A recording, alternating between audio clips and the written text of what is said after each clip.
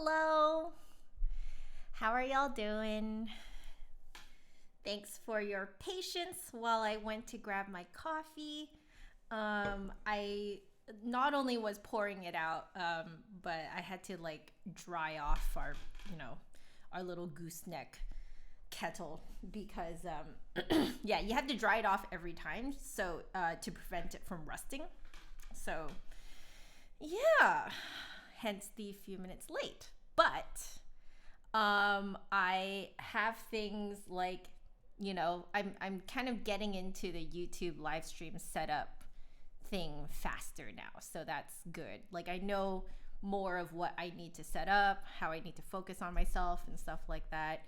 Now I have my little surface here so I can actually like look at you guys ish in the same ish direction while reading you guys' like comments and stuff. So first hour or so, or maybe half an hour, depends on how long it takes for me to drink this, will be a coffee chat. And a finder sent me a PDF of something to sight read later. So that will be first on my list of sight reading later. But other than that, I was just wanting to hang out with you guys. I was thinking maybe I might play around with the possibility of like just kind of playing around with drawing on here, but I don't know if I feel like doing that right now. So anyway, Just a Lot of Trouble is here. Magic Monkichi, Christopher Flute, welcome to the stream. I don't recall seeing you in the stream. If you were kind of like here when it was crazy, like yesterday or the day before, I do apologize for missing you, but welcome to the stream. Hey Jazz, Blue Diamonds, Michael Lee. So the Flute Center of New York video is not going to be a video, it's going to be a live stream. Right now things are insane on their end due to the coronavirus. Sort of like they've had to close their physical shop for a little while. And then I'm guessing they're probably getting a lot more like internet orders coming in or trials, that they need to send out. So more than usual probably. So I do know it's crazy on their end right now. So yes, it's a little bit slow to kind of like get things going, but if you guys ever do this for a living, you'll know that you do have to kind of like wait for the other side a little bit. It's not instant. So, hey Shane, you should be practicing the piano. Well, you should sometime in these few hours. Yeah. You can even just mute me and have me sitting in the corner just so I'm like a little bit of background movement, and then you can tune in whenever you have a practicing break. Yeah. Just a Lot of Trouble. You would practice right now too, but your little siblings are taking a nap. A lot of people are realizing the problem with sound when you're practicing at home, when literally everyone's at home. So I have to admit that I'm very glad that I already kind of created a reasonable time frame in which I allow myself to play the flute. So my neighbors can hear me, but only a tiny bit. They said that they can only hear a little bit, but they said that they enjoy it. However, I cannot find it within myself to start playing the flute too early or too late. So for me, because this is my job, I can very easily fit it within, like, the earliest I will play is 9. The absolute latest I will play in the house. I know this sounds early, but it's actually 7:30. So because those are the hours in which I will teach. And I am now starting to create a rule for myself that I'm only allowing myself to teach a total of 6 hours worth of students per day. I have had days where I went over that a little bit, and it was like I can't, like, I get really tired from doing that. So maximum of 6 hours worth of teaching, and it's not back to back, so there are 15-minute breaks in between. I get a lunch hour break, but the hours within in which I'll teach is between 9 and 7:30.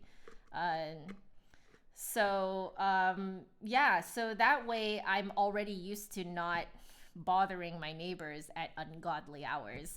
So yeah, that's why these streams, by the way, have to be within those hours, because I also have to be considerate of my neighbors too, right? Yeah. Hey Finder, you should be in flute class, but the professor is late. My goodness. Hey Oriana. Who else is here? And a lot of people are kind of filing in right now. Hey Olga. Esther. Hello. Hey Cole. You cheeky you. I do love my French horns. French horn dudes. You guys are great. And by guys, I mean guys and girls. Okay. Ladies and gentlemen. But I'm like super California and San Francisco Bay Area, and so I still say guys, just as a general thing. Hey Jeff, Tenzin, Elrain, Melanie, hello. Is it just me, or does your conductor always send you piccolo parts, makes them as complicated as possible? I've had that too. I think it's partially because they probably know that you can do it, and so they feel that they don't have to shy away from pieces that happen to have difficult piccolo parts. That's what I find, is that the more you prove that you can, do what they want you to, the more freedom they give themselves to choose pieces that, just happen to have difficult piccolo parts, They don't do it on purpose, but it just so happens that a lot of the more difficult pieces will have appropriately difficult piccolo parts. Yeah. When is the Flute Center New York live stream going to be? I don't know right now. So we're still kind of going back and forth right now, figuring it out. However, I was supposed to have an Instagram live Flute Center of New York hosted Q&A session today. It was supposed to be earlier today, a couple hours ago, but we couldn't do it because Instagram Live is down. So we have rescheduled to Monday at 11:30 a.m. Pacific time or 2:30 p.m. Eastern time. I give those two time zones because those are the two time zones that I am in. I'm in Pacific time, and Flute Center of New York is in Eastern time. So go come on over to Instagram and hang out with us on Monday. So I was supposed to do that 2 hours ago. We just managed to find a time that worked for us, and then once we both logged on to try and start Instagram Live, it was down. So I could not view their Instagram Live, and then they tried 2 or 3 times. Every single time I went in, it didn't work. And then when so we decided hey, what if I hosted one and then they joined in? Mine not only I think 2 people managed to see it, but the thing is, I noticed that when you tapped to see who was viewing, it said no one was viewing, but very clearly 2 people waved hello. And then the Instagram Live deleted itself. It stopped itself. It just was okay, this live video is done. I'm I didn't press any buttons. So clearly Instagram Live is down, just straight up down. And the Flute Center of New York couldn't even join my room, my Instagram Live, video. They couldn't even join to see it either. So they're having the same error message that I did. So yeah, that was really unfortunate. But at the same time, like I get to tell you guys about it with like definitively now. Like I can definitively tell you guys, hey, come on over to Instagram, follow the Flute Center of New York. They will be hosting a Q&A session on Monday. All right. So yeah, that was really unfortunate, man. That was really unfortunate. Yeah. Master of None. Yo, welcome back. I remember you either from a previous live stream or from just seeing your name around the comment section of my videos. Will I be playing some Piccolo today as well? I wasn't planning on that, but maybe. I wasn't planning on that, to be completely honest. Let's see. Awesome, Oriana. That sounds like a great plan. Practice oboe, get your band quizzes done, and then practice the flute. I like it. Great planning. That's what you need when we're all working from home. Whether you're working on homework or you're like working, you know?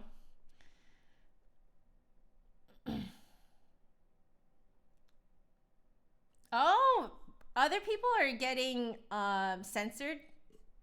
I'll say COVID-19 if that is, you know, not as bad.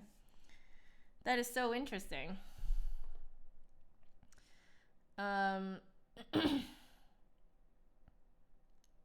Hey, Aiden Caster. Let's see. Oh, Melanie, your shoulder wasn't having it today. I'm sorry. Oh, wow. People are getting demonetized. Oh, it must be the algorithm going crazy. That must be it.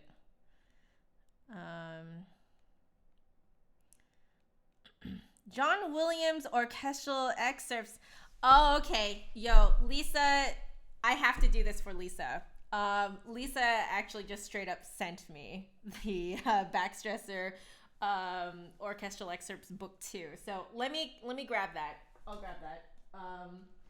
That will be then the second thing I sight read. So my second hour of live streaming will be my sight reading hour. So first thing is what A Finder sent me, and then second thing is I'll start sight reading through these ones. Okay, this is turning out to be a great plan, you guys.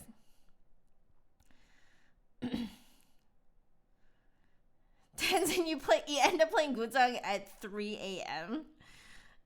Although you are worried about your neighbors hearing you. I mean, guzheng is such a beautiful instrument. For those of you who don't know, it's basically like the Chinese sideways harp is how I think of it. It's like a sideways cross between a harp and a guitar. Yeah, that's how I see it. Hey, Trevor. How are you? Hey, Traeger. Is it Traeger or Traeger? Hey, Will. You're having office hours again today. Perfect. I hope I am offering good background noise for you. At the very least, it can kind of feel like someone else is working with you, you know? By the way, you know, official hello to World of Second Flute and Clarinet. I realize now I didn't actually say like a proper hello to you. Hey, Dr. Sriracha. Is this cool? I hope you think this is cool. Let's see. Instagram has live. Yes, Instagram does have live. So if you follow me, if you look up in the top bit, if you press all those people's things, you can see their stories. So stories are a little bit different from posts. And part of stories is you can go live, you know? So, yeah. I knew about it. I've known about it. I just haven't done it because it's just, I'm more interested in live streaming in this format. I like this sort of setup with the camera, lights, microphone, you know, this is the vision. So that's why I just haven't really done Instagram Live, just because it's you have to use your phone, and you know, I'm just not as into that particular platform. But the Flute Center of New York has hosted Q&A sessions with other people before. So I'm like, yo, I'm down to try it. Why not? Especially since they're hosting it, like, you know, they know what to do. It's clear that they're much better at Instagram than I am. I had to actually look up. Oh my gosh, I feel like such an old person. But I had to actually look up, like, you know, what do you call them? Like steps, instructions of like how to go live and how to join a room and blah blah blah. Yeah, I have to look that stuff up too.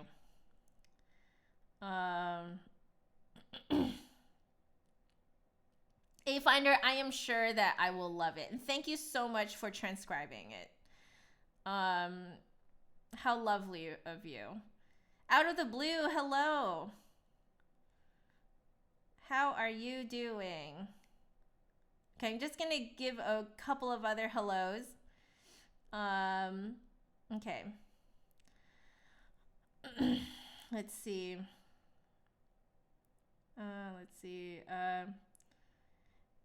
Do you ever feel like you aren't as good as everyone seems to think, or that your flute is too good for your playing? Oh, I feel that all the time, man. 100%. Both of those things. Feel them all the time. There is a reason why I called myself just another flutist. Okay? 100%. That is everything you just said there is 100% how I feel all the time. And I've just gotten used to the feeling. It's just like, you know what? Sure, I do this for a living. Sure, I'm a professional flutist, but do I feel like I'm not as good as everyone thinks? 100%. Yes, I do think that. Do I think my flute is too good for me to be playing? Yeah, even though I've had it for 12 years. Like, you know, that feeling, I've learned, at least for me, doesn't go away. You just get used to it. It just kind of becomes a roommate in your brain, you know? And you're like, oh, okay. It is what it is. Master of None. Yes, I do remember you. Absolutely. Bassoon Gang. My best friend plays the bassoon. Truth 615. My best friend. She was also my maid of honor. And I was her maid of honor. Actually, technically matron of honor, because by that point I've been married for 2 weeks. I Humble Flutist. Welcome, welcome. I remember you as well. Figaloo 32. Hello. How you doing? All right, guys. Gotta wait for my thing here too. Okay, let's see. Your neighbors are super cranky. They complain to your parents about your cousin playing peepaw at 8 p.m. 8 p.m.? Yo, 8 p.m. is early though. Come on. Oh, World of Second Flute and Clarinet. You're Olympic Daisy from Twitch. Okay, hi. Hi, Olympic Daisy. I know you. I see you all the time on Twitch. A student actually came to ask questions after you put in grades yesterday, Will. That is hilarious. Isn't it funny that that's when students come in to ask questions, when it's a wee bit too late? Dang. Have I ever played any other instruments? Piano. I actually started on piano. So I'll give you guys a story there. So my mom plays the piano, and when she was young, she did the ABRSM exams and stuff like that. And so yeah, she was she did I think until grade 8, I think that's what she did until. So she has like a pretty darn good background in the piano. And then because my brother is a few years older than me, and so when my brother was about, I would say maybe 7 or 8 years old ish, he started taking piano lessons. Now I can't remember if my mom tried to give him piano lessons, but I just know that my mom was like, to preserve my mother-son relationship with my son, to have a healthy relationship, I'm just going to let someone else teach him. And at first, she actually told me this. She said that she used to just kind of like, just kind of like give my brother tips on when he's practicing. But as it turns out, she didn't realize that it was annoying until she overheard me climbing up onto the piano bench with my brother while he was practicing. Now, I don't remember this, by the way. I don't remember this. But apparently I climbed up onto the piano bench with my brother when he was practicing, and I'm a few years younger than him at that point. So I'm only like, I don't know, 4 or 5 years old. And she told me that I said to my brother, "Oh man, I really love like the sound of the piano, and like playing the piano looks so cool. I want to learn too." And apparently my brother was like, no, you don't want to, because practicing the piano is so annoying because mom keeps telling me I'm doing it wrong." So apparently my mom overheard that. She wasn't supposed to hear it. I think my brother didn't realize that she could hear him say that. And so she said that ever since that point, she was like, you know what? My lips are sealed. I say nothing when my children are practicing at home. So she sort of handed off the responsibility of like piano learning to whoever was teaching us, and also just left us to our own devices for practicing.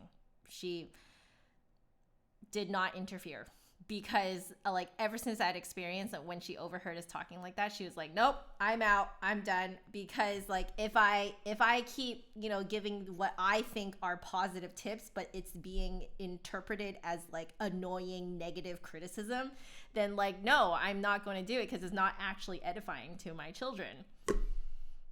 So that's the story, guys. So apparently I wanted to learn the piano from a very young age, because I thought my brother looked so cool playing it. And then I started to learn the piano when I was around 7. So it took a couple years before my family thought I was ready for lessons, But yeah, so Olga, piano is the other instrument that I've played. Yeah. Let's see. You need to record some practice stuff for band. You don't know if your shoulder will behave. Oh, okay. Depends on the due date, man. And also, does your teacher know that you have shoulder issues? Like, if they don't know, tell them.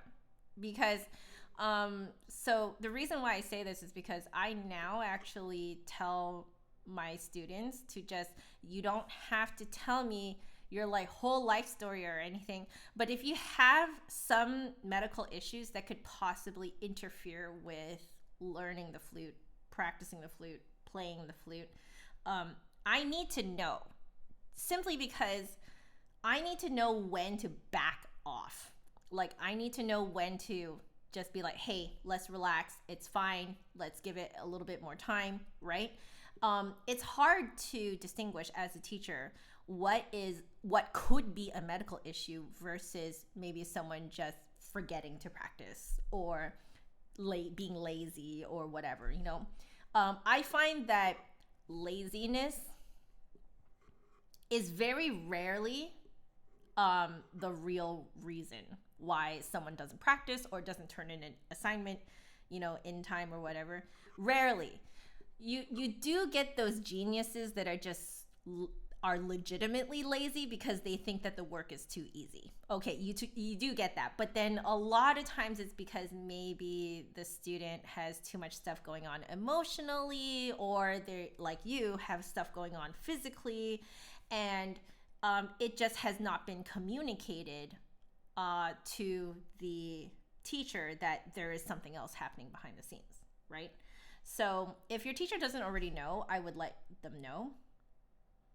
Yeah. Anthony Alkane, I do remember you. How are you? Like, I remember you from, like, you've written in the comments before, yeah? Hey, Harry. Have I put together the chairs? No, I haven't. However, I did want to update you guys on the fact that, you know how the table was supposed to arrive next week? it arrived this morning. So, yeah. The hour before I came on screen with you guys here, we were wrestling with taking it into the house. It our like our arms just feel like jelly. It's a very, very heavy table, and we took it up in pieces, and it was still incredibly heavy. But now we have a table and 4 chairs, all of which are in complete pieces right now. Just completely in little individual pieces. Not built yet. So it's going to become a weekend project.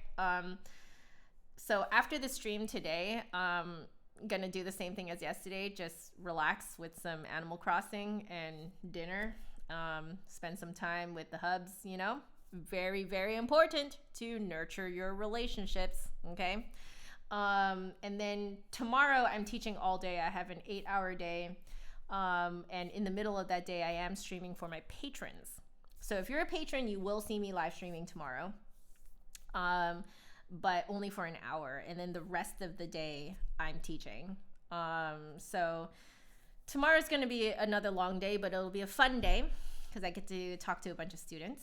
And then I'll be relaxing in the evening. So we are planning to build our dining table and chairs this weekend, like Saturday or something. Yeah. All right. Hey, Dobo. Hey, Carlos. How are you doing? Hey, Chestnut. How's he doing? Let's see. Tenzin, you're Kawaii Miku. Got it. I love it. It's really fun to see what your usernames are, like from Twitch and then onto YouTube. It's very, very interesting. Oh, you guys remember Carrie? Yes.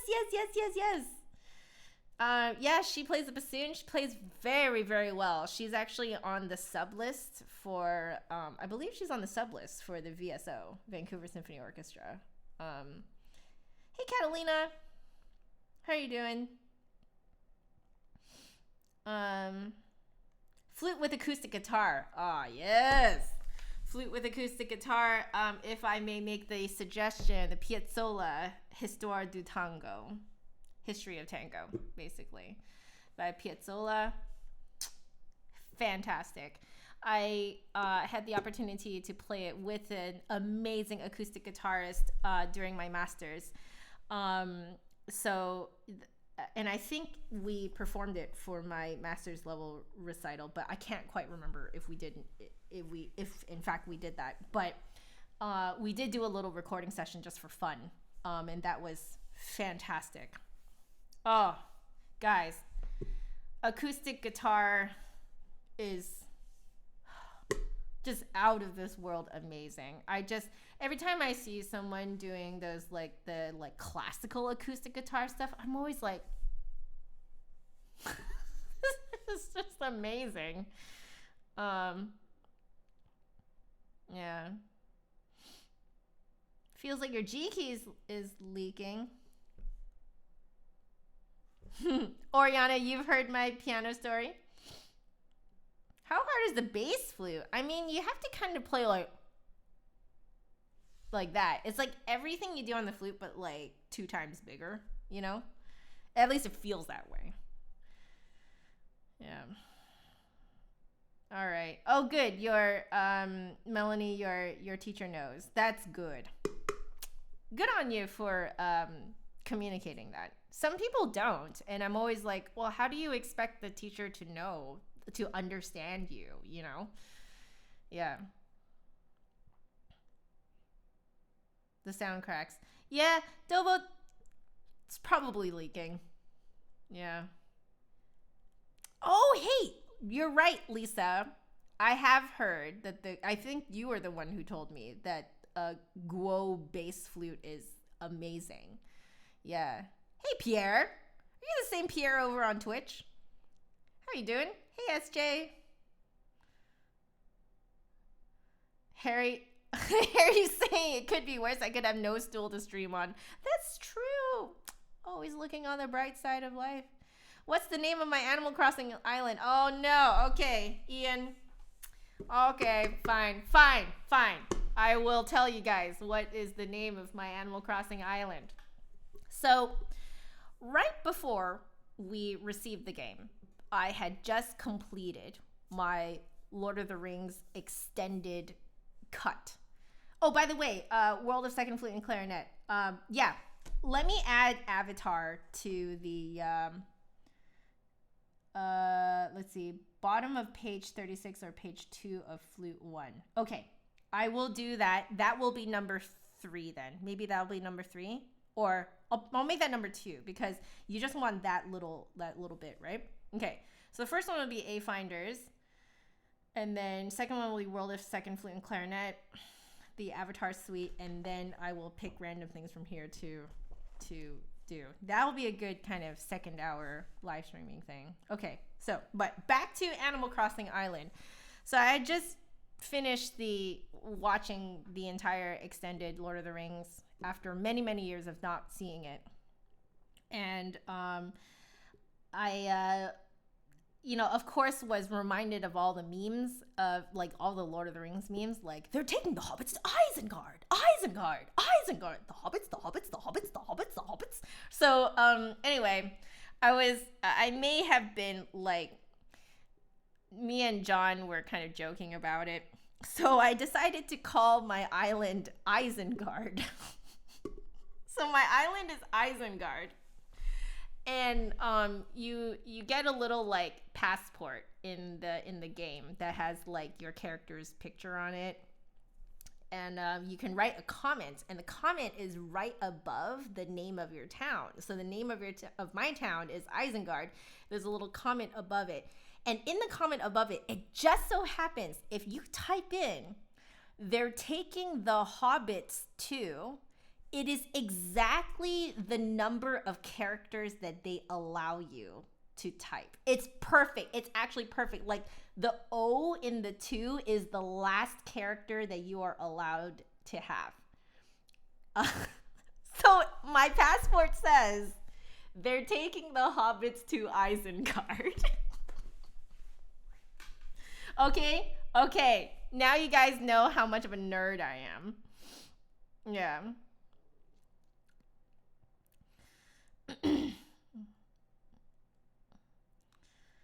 Have you ever played Bach Toccata in D minor? You mean on the piano? No, I have not. No. I believe my brother did, though. Yeah. Lisa, you're getting ready to start online teaching next week. Very nervous. You can do it. I believe in you. So here's the thing. For anyone who is kind of getting into, like, any teachers that are either watching or in the chat, whatever, okay? Just want you guys to know, you will run into problems. Now, it is your attitude to the problems that will help you figure out what the problem is, okay? So, let me give you this tip here. Stay calm. So if something doesn't work, stay calm, okay? Try and like, and the first thing you want to do is always the turn off, turn on thing, okay? So for example, if you're using Skype and Skype for some reason on one side the video is stuttering, or like it's, they're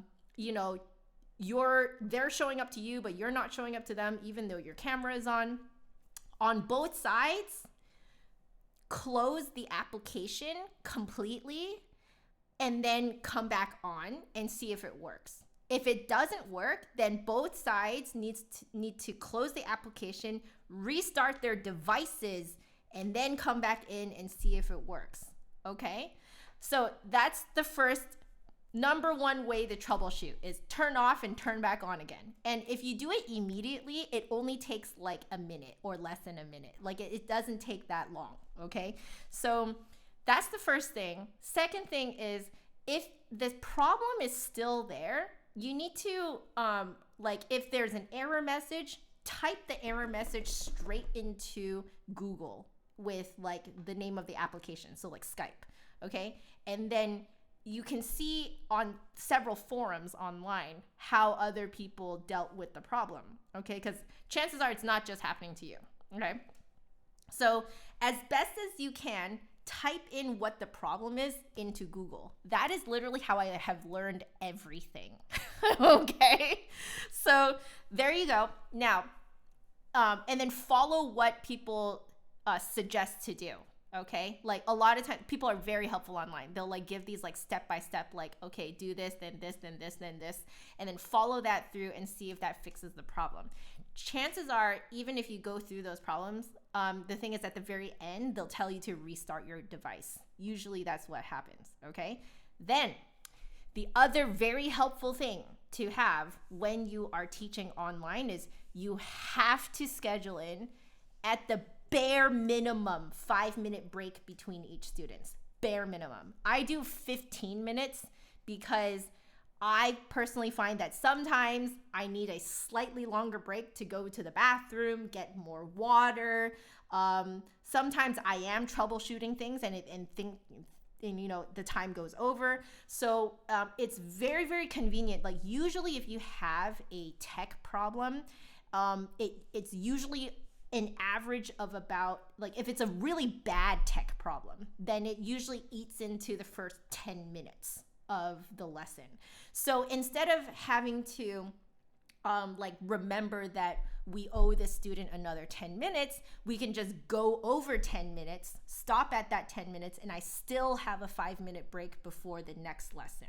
So if anything, having these 15-minute breaks between students has absolutely saved our butts several times. In terms of like not messing with scheduling and stuff like that. Yeah, highly recommend, like absolutely, please put in at least a little break, because the break is not just there for you. It's also it's a buffer just in case for technology reasons it goes over. You know, so those are my essentially 4 tips for you. So if things go wrong, stay calm, turn off and turn back on again. If that doesn't work, go online, type in the problem as closely as you can, you know, manage, and see what other people have to say. And then the 4th thing is schedule in breaks between students to allow for technical difficulties. Oh my gosh, it saved my butt so many times. Holy. Yeah. How many people apply for a flute job in an orchestra? Many. So I don't think a lot of you know, but years ago now, when I first moved to Seattle, there was actually an opening for the principal flutist of the Seattle Symphony. Now, did I think I was going to get in? No. Did I feel irresponsible for not trying? Yes. So I decided to just try. Okay.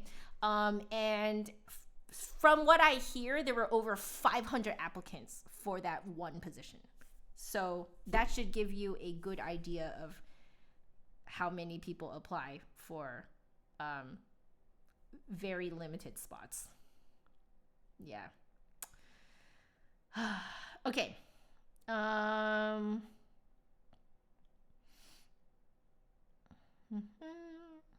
Hey Jane, how are you doing? Hey Chris. Yes, Return of the King. Oh, yes. Jamie, your cat is upset that you've taken your spot back. Of course. Of course. I mean, the cat rules the house, right? Isn't that how it works? Hey Pachu, how are you doing? Oh, wait, guys. I totally forgot to post this on my Facebook and Instagram and stuff. All right, guys, let me do that. Have I played Concerning Hobbits? When have I not? Do you not know that that's my testing piece for everything?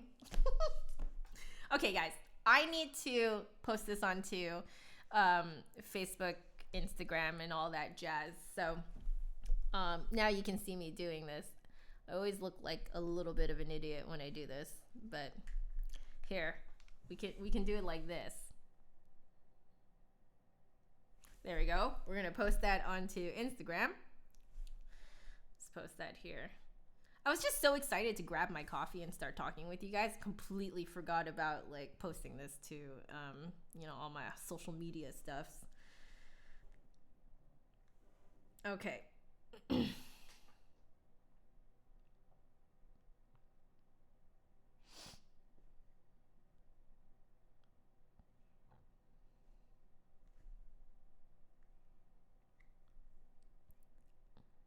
Shall we make this look more interesting? Let's like give it a filter. Yeah, that looks like a good filter. Okay. Live now on YouTube. Come hang out. And then I need to see what the actual... there we go. I need to see what the actual link is. So if I get the shareable link. Okay.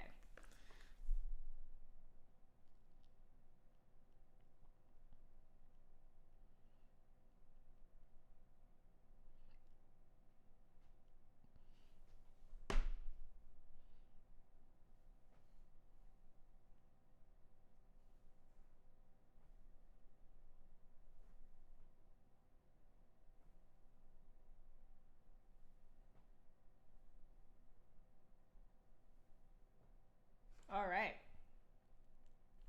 So that's on Instagram now. And then let's put this on Twitter.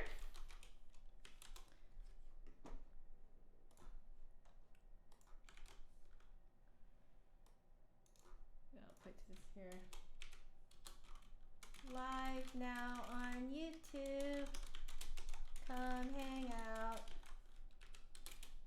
Okay, so tweet, and then we'll go to my Facebook as well.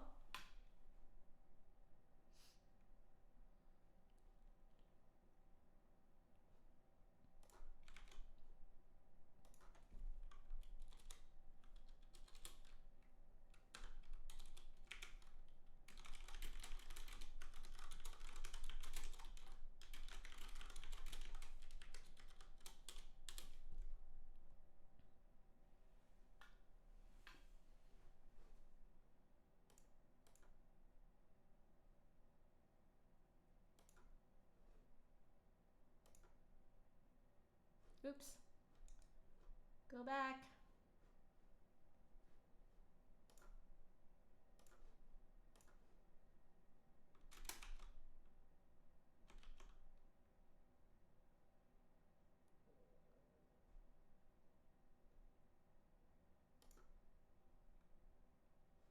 All right. This is the correct one. I believe it is.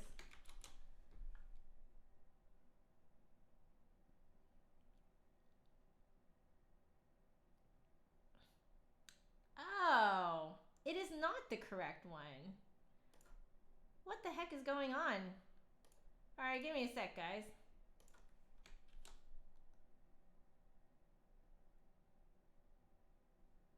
All right. Yo, this is so weird. I randomly have one scheduled. Okay. No. Wrong one. Get shareable link.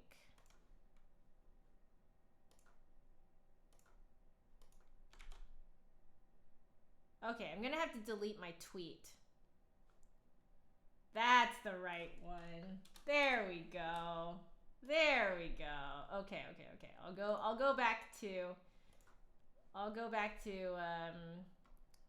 Twitter and delete that one.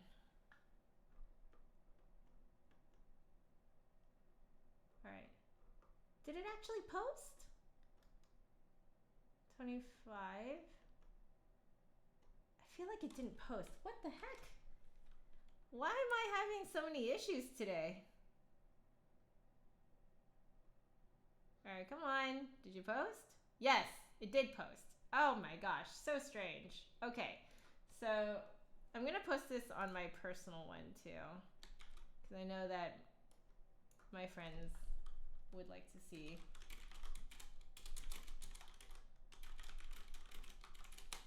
Okay. All right, guys. Let me head on over to Twitter and delete that last one. So Twitter. My goodness. All these weird technical difficulties. Okay. So, and then I need to correct that one. So on Instagram. Okay. So there we go. Live now. Corrected link. Come hang out. All right, is that one correct? Yes, that's correct. Okay. Back to Instagram. Let's see if I can do this on the big computer, because that would be fantastic. Can I? Nope. I have to do it via here. Okay, so edit. Okay, so the new link is, okay.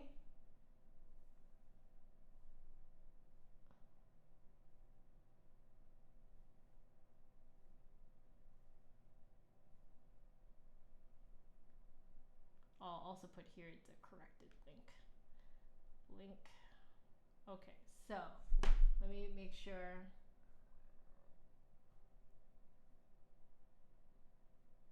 Good thing I caught that on Facebook. All right, there it is. Okay. All right, it's all corrected, guys. We did it.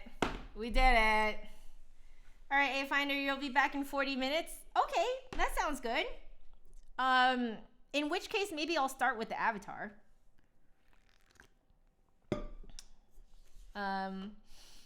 Let's see.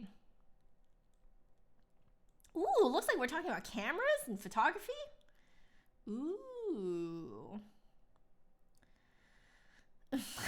Oriana, you got an Instagram notification. Wonder who that could have been. All right, let's see. You just posed for the picture thinking I can see myself. Oh, I love you. Will I play Flight of the Bumblebee? Okay. I'll add that on the list. We got to get a list going now, guys. All right, let's get a list going. I'll write it down. Somewhere. Okay, fine. We'll do this, guys. Let's see. I will put here.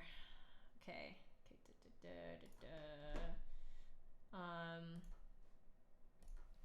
Okay. So I'll put here. Sight reading list for March 26th. Okay, so first thing is, let's do Avatar first, I think. And then we'll do a Finder's music. And then we'll do some Backstressor Volume 2. And then let's do Flight of the Bumblebee. Okay, fine. I've got a list going, guys. Now, a list can't go on forever, okay? We will have other things too, other live streams. I know words. Okay.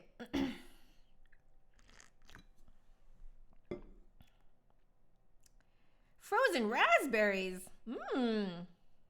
Delicious.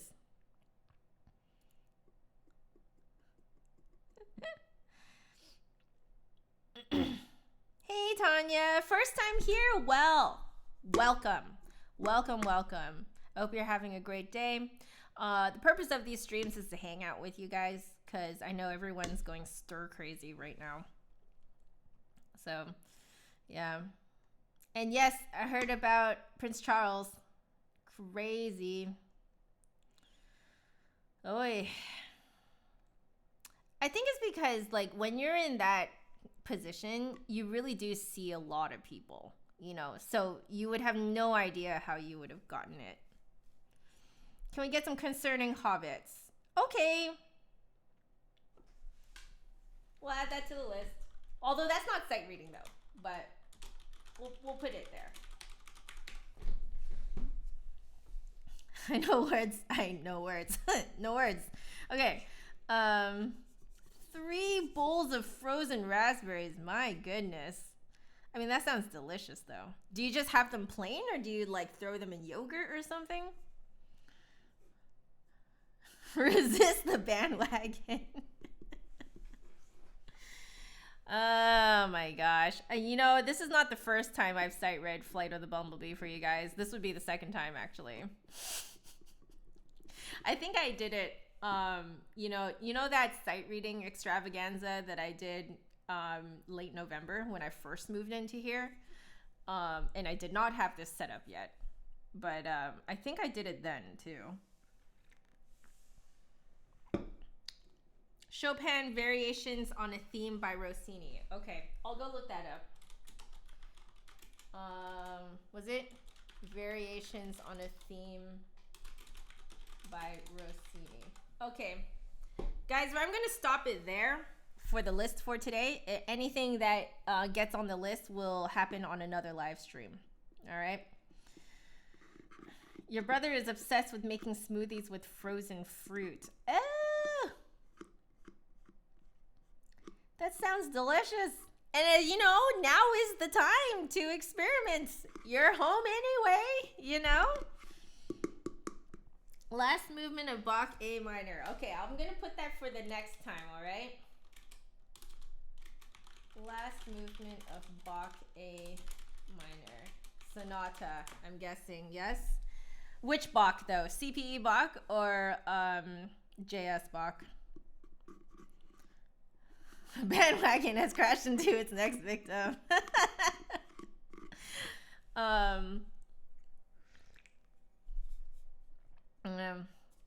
So since we're talking about smoothies,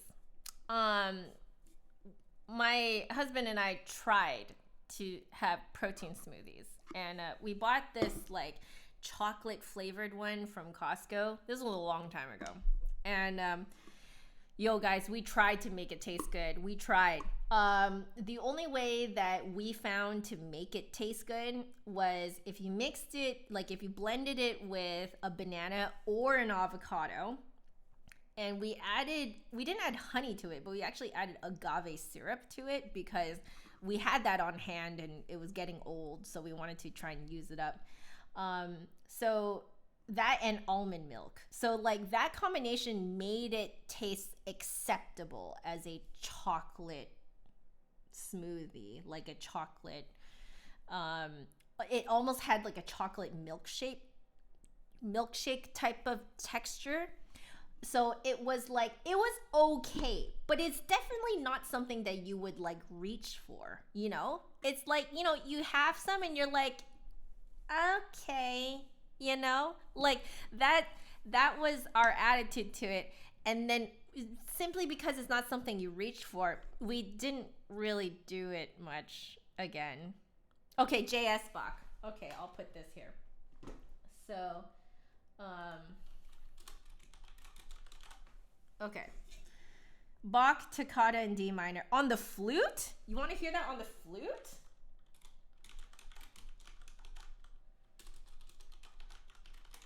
I mean, sure. That's on the next time, by the way. That I've already created a new list. Last few pages of the backstress book. Okay, so that's within this time. So I don't know what the last few pages are. So I'll gotta find out. Okay. A Finder wanted her piece to be played second. I think it's him, I think. So yeah, so A Finder is second on the list, but we still have, like, I started late, so I want to take us another 5 minutes before I take a little break. I can feel, need to go to the bathroom, get some water, and we'll be good. Opinions on the Herman Beef Tank flute pieces. So I have not played Dance of the Woods or Birds. Yesterday I sight read Spring. Holy cow, was amazing. If I am correct, I believe Harry was the one who super chatted £5 to me. So I used what you donate to me. It's I think a little bit more than $5 US, but I right after the stream, I bought it. I bought Spring by Herman Beef Tank. Fantastic piece, very beautiful. Gorgeous, gorgeous, gorgeous. Yeah. I feel like a piece like that works very well with, and if any of his other pieces are similar, that type of piece works very well in a recorded situation. Fantastic in a recorded situation. I can kind of feel that nowadays, like composers nowadays are really composing for the flute with the recorded flute sound in mind.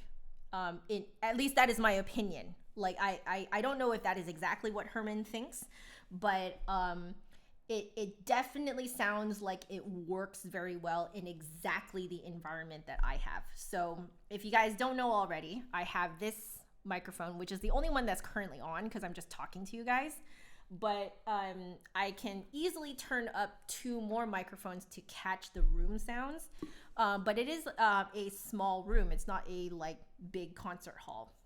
And so Herman's piece works very well for this type of recording situation.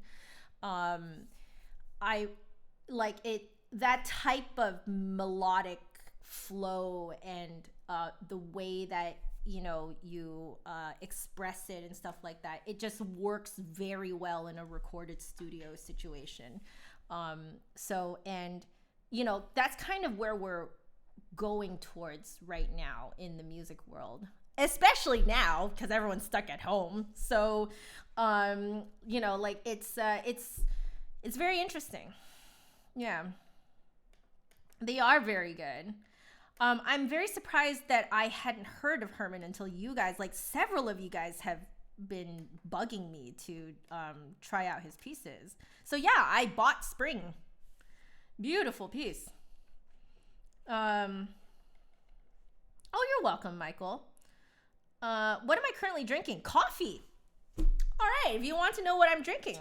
So, I don't remember what exactly the coffee is, but it is a dark roast coffee that my friend Paul Hung, who came on stream 2 streams ago, he gifted it to me when he came over to visit. So yeah, I've been enjoying that coffee. I grind every serving, every time, manual grinding. Ceramic burr grinder that my lovely husband gifted to me for during like 2 Christmases ago, I think. So yeah, very fresh ground coffee, French press. And I think I got a really good kind of press this time because it's really good when it's like a little bit, like when you press down, it's a little bit resistant. And then that way you can really press the oils out. So like this time is especially good.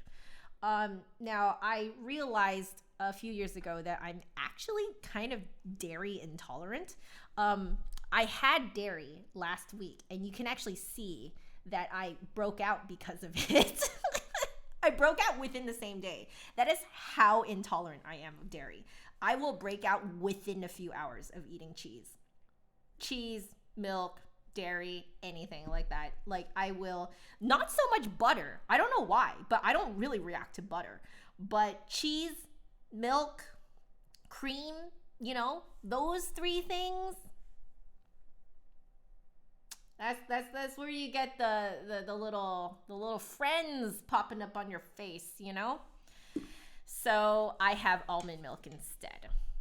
So it's just like silk almond milk. We did get some oat milk a week or two ago. So I have yet to try that just kind of plain, because I have tried that particular oat milk like foamed, but not with this coffee. So I am kind of interested to try that out. I was thinking of maybe, like the thing is I enjoy the almond milk taste. So, I've just been craving this. It's kind of my go-to right now. Yeah.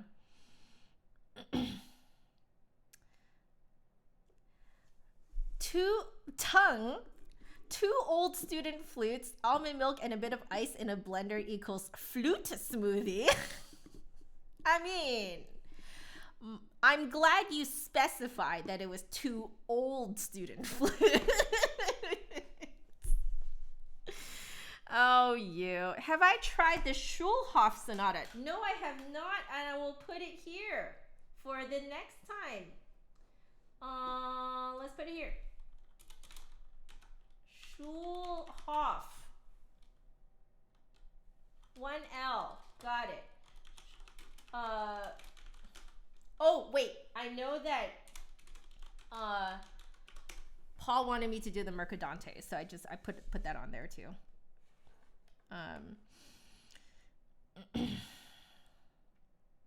Yeah, Harry, it was you. Yeah. So I took like what you donated to me and just bought the music because I just don't think it's fair for me to sight read it on stream and not directly support Herman Beef Tank. So I'm just going to give a shout out right now for Herman Beef Tank. Please, you guys, go look up Herman Beef Tank and buy his music. Just buy it, okay? It's real cheap, $5 for his scores. Very generous pricing in my opinion. So go buy it, guys. Don't do push-ups in socks on carpet. I feel like you just did this. Is that why you're telling us? You tried birds and it's great? Oh, lovely. Fantastic. This will be very nice too for my students who want to play more like modern music that is very lyrical. I get this request a lot, so I think I'm now gonna start, suggesting Herman Beef Tank. Yeah. Your academic advisor was listening to the Lord of the Rings soundtrack? Oh. Yo, that person is just right after my own heart, man. Oh, I like your academic advisor. You think I would like Dance of the Woods too? Okay, perfect. That's great. Am I lactose intolerant? Butter and hard cheese I can eat due to how it's prepared, but does not have any lactose in it. But milk and cream and ice cream have lactose in it, and that's what makes me break out. How interesting! It has not actually been explained to me that way before. That's very interesting. So, both my husband and I react to dairy. It won't kill us, but we react to it via breaking out on our skins and also digestion issues. So it's but we do find that the two of us respond differently to different dairy products. So what he reacts to, I don't really react to. What I react to, he doesn't really react to. So it kind of in general, we just try to avoid it entirely.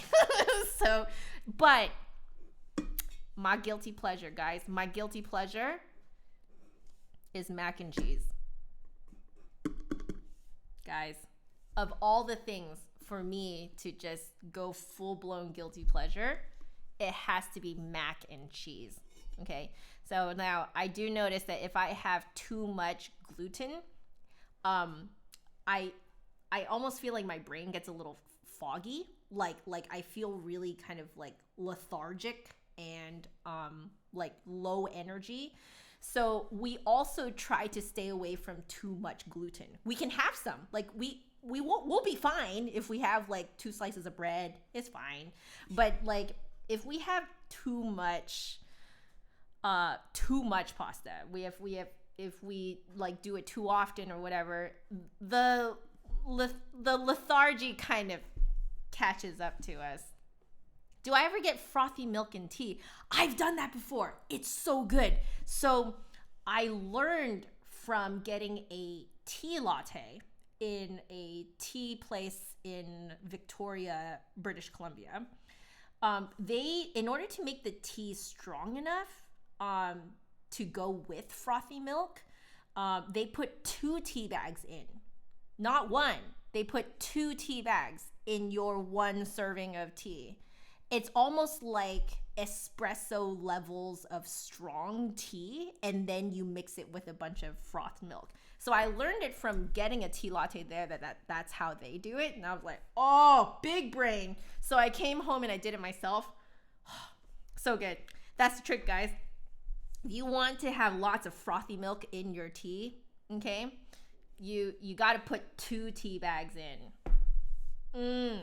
It's so good. So my favorite tea is anything maple related. So maple black tea. I have a sugar maple tea. Oh, it's so good. It's so good. You found non-dairy milks to be fairly acidic. True dat. True dat. So the one non-dairy milk that I do react to is specifically North American soy milk. I don't know what it is about North American soy milk, but I react very poorly to it. Like I get really bad acid reflux. It just kind of fills me up, like, completely. I can't even eat the next meal. It's really bad. But I don't react to any of the other ones. I don't know. But the reason why I say that is because we went to Japan a year and a half ago. Their soy lattes, I don't react to. I don't know why. So I at first avoided their soy lattes because I thought that I just react badly to soy milk. As it turns out, it's just that I react badly to American or North American soy milk. So, and the coffee that's in Japan tends to be more on the acidic, fruity side in terms of like taste. So if you mix it with soy milk, which is really creamy and rich, and thick, that combination works really well. So that probably answers that question for me too, that like, because I was asking for places like if they had almond milk to put almond milk in it, but the whole latte was extremely acidic because of that. So maybe that's it too. Yeah. Hey, Dale! Hi! How are you?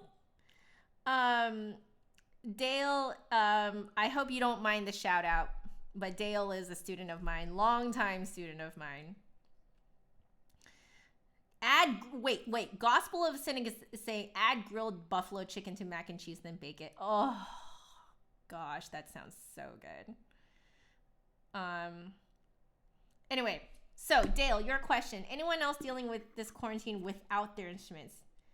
You took mine in the day before New York City shut down, and now you don't know when you'll get them back. Oh no! Oh. Yo, I have no good answer for that, and I am so freaking sorry. Oh my gosh. Okay, you know what? Here's the thing. It is what it is. And okay, you just have to wait it out. I think that's the only thing. You just have to wait it out, and it's okay. It's fine. Okay.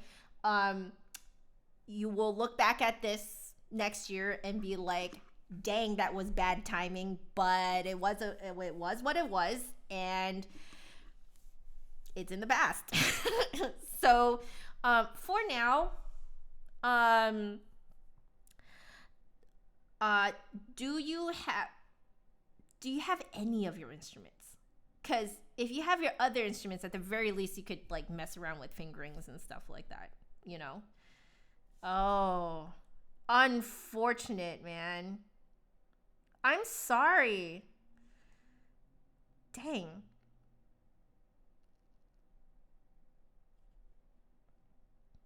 Oh, really interesting. Judith is saying dairy milk's also very acidic. So you have to replace stainless steel cheese making equipment because the natural acids in dairy milk eat it away. What? That is crazy. Oh, Canada. You're not even Canadian, but maple syrup runs through your veins. Oh my gosh. Guys, if you have not had maple tea, it is just, oh, it's my favorite. It's so good. I like that stuff got me through my master's. I know this sounds terrible, but I would have a black maple tea every night. Every single night. That stuff got me through because I don't know, maybe it's because it reminded me of my family back in Canada and I was like pretty far away from them. And so it was just like a taste of home, I guess. Maybe. Yeah. I might react to the GMO soybeans. Maybe.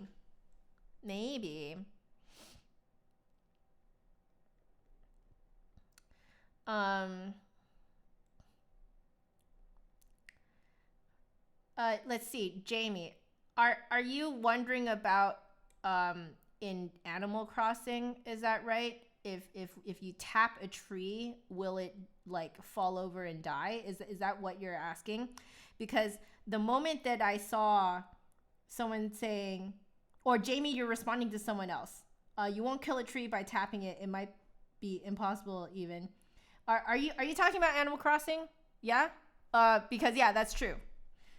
You can whack it 3 times and get some wood out, but you won't kill the tree.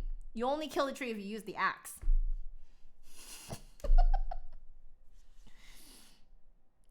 Dale, all your gigs were canceled. So you brought everything in for service. Yeah, right now it's just a waiting game, man. I mean, for now, it's like, here's how I would see it, okay? Ain't nothing you can do about it, okay? So just, like, play a lot of video games right now. Like, take advantage of the fact that you can't do anything right now, you know? Yeah. Oh, man. Hey, Kevin! Kevin is another friend in real life. Maple tea keeps you employed. Do you guys sell maple tea? Do you? I mean, like, I basically have, like, this, a stash. Like, I have a constant stock of maple tea at home.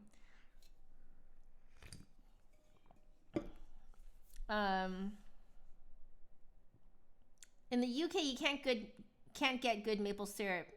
So annoying when you go to North America. So you buy in bulk when you're in America. That's crazy. Oh, tree tapping for sap. Oh, not Animal Crossing. Okay, sorry, I got excited. I got really excited.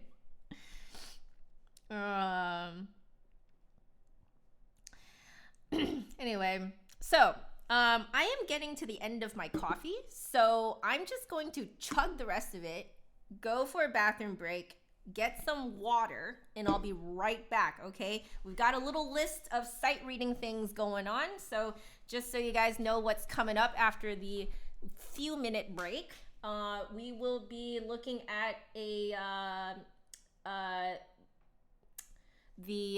flute solo from Avatar that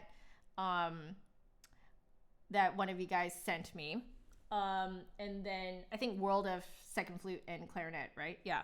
And then A Finder sent me something that I think they wrote. So we'll do that second. After that, we're going to look at the last few pages of the Backstresser Volume 2 that was very generously sent to me by Lisa here in the chat as well, also a patron. Thank you. And then we'll look at Flight of the Bumblebee, see how fast I can do it. Play a little bit of Concerning Hobbits, and then we're going to do Chopin variations on a theme by Rossini. I have not done that one before, so I'm gonna look into that one. So yeah, that is all coming after the break. I need to go freshen up. I'll be right back, guys. Okay? Hang tight. See you in a bit.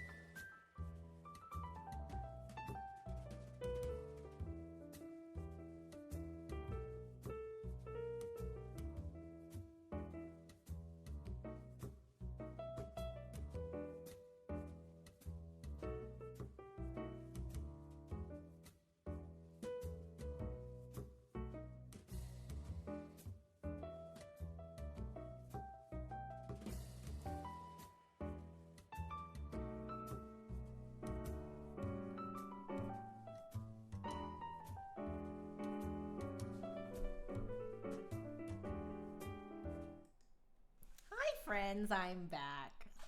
Thank you for your patience. I just got my water, new cup of water. All right, bottom of page 2 of flute 1 to page 7 of flute 1. Okay, so page 41 of the PDF. But you just want me to sight read that part, right? Okay, I will do so. Let me just pull that up real quick. Okay. So, all right, let's see.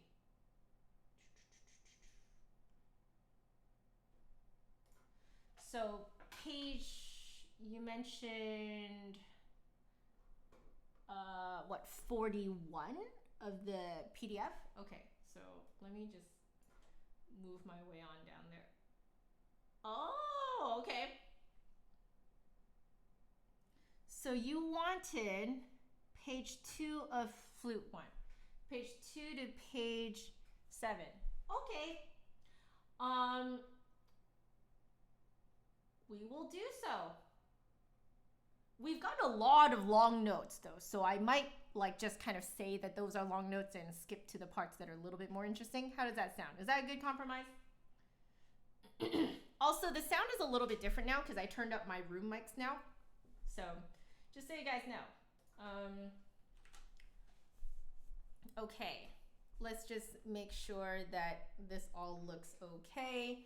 I'm just gonna turn this towards myself a little bit. There we go. And then I'm a wee bit lazy right now, so I'm still sitting. Hope you guys don't mind. So let me just put that away.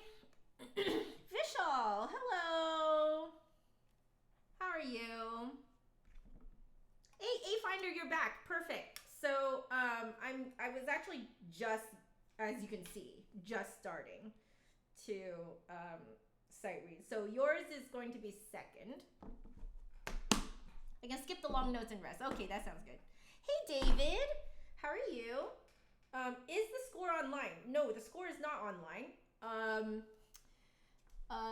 World of Second Flute and Clarinet sent it to me. So I am considering opening a place where you guys can send me links to PDFs.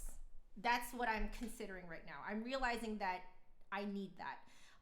So it would be good if it did not come to my email. Right now, it's just, that's all that we have right now. I'm considering opening a place, like almost like a forum type of thing on my website. So you guys can just go there and then like post links to things to sight read there. So that's gonna be in the works. It's more that I'm just feeling the need for it. So now I'm realizing, hey, maybe if I just gave you guys a link to go to, like, hey, post your things to sight read here for me, then that would be easier. The best is if I can open it up via like a link to just see a PDF rather than, because I quickly realized that if I allow you guys to send me like sheet music, like PDFs of sheet music, my email inbox is going to explode. And this is my business email, so I can't let that happen. So hope you guys understand. I was thinking that the easiest thing to do would be if you guys just tweeted me links to PDFs to sight read. Just at me, make an account on Twitter, at me. I'm at JAFlutist, and then just give me the link right there. I think that's the easiest in my opinion, but it might be more direct if I created like a specific like page on my website for you guys to just like post on there. So that's kind of the thinking right now. I could make a sheet music email, but I've actually made too many email accounts now. So I would rather refrain from that. Do you still use paper in concert or do they use iPads? I believe the change is happening now. So mostly still paper, but I have experimented with using my Surface and that worked really well. So and I do know that one of my students is using their iPad and loving it. So yeah, it is legitimately a lot easier to just use your iPad or Surface or whatever tablet you have on hand. Yeah. Anyway, okay. I do realize, oh, my screen just gave up on me. So I think you guys can see that it got all moved over there. Okay. Let's share my screen again.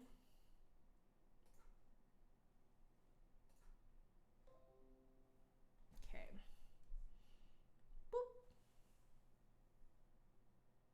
All right, there it is. Okay, so we got to move this over here. And I'll put here to put there. And then, whoop.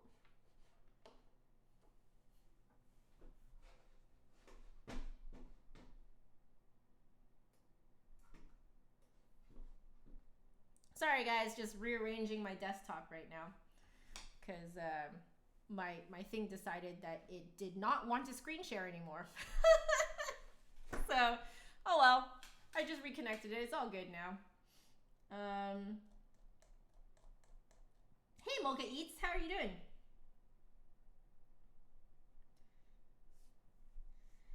Oh yes. So I saw lately on Reddit about people making face masks. Yes, that's what Mocha Eats is talking about, I think. Do it up.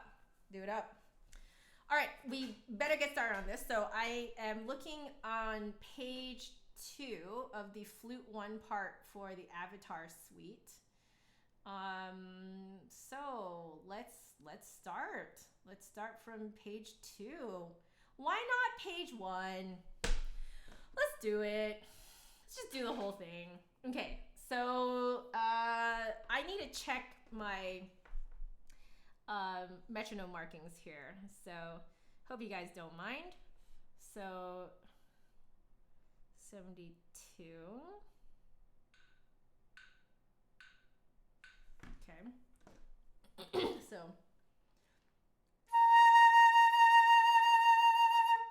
and then rest, and then ooh, it's like a dramatic fun. Okay, and then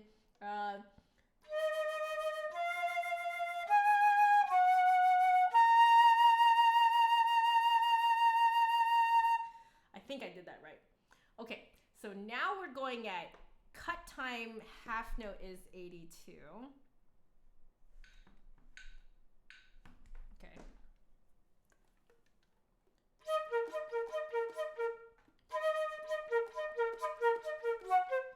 Is it C flat? Oh, it is.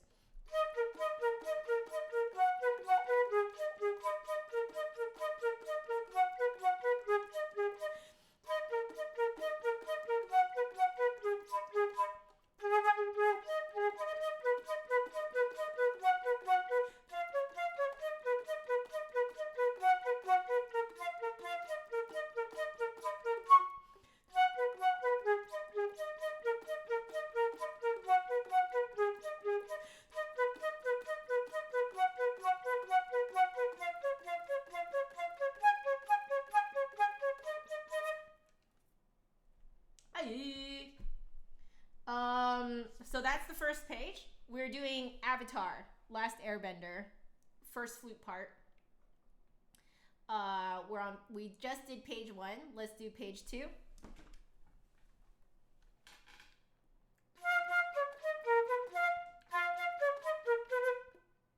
Oh, key change. Sorry. No more C flats.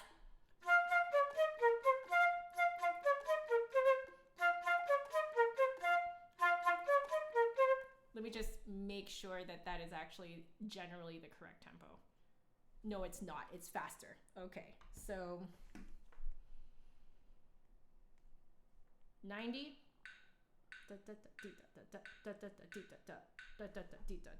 Okay. Scrolling.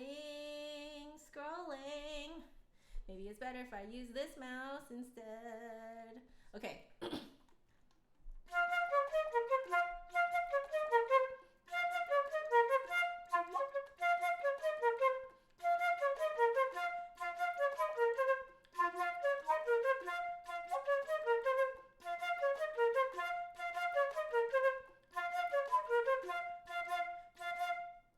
da da da da da.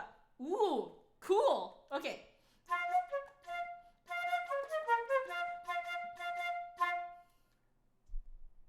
Da da da da da da da da da. 1, 2, 3, 4. So. Oh, there it is.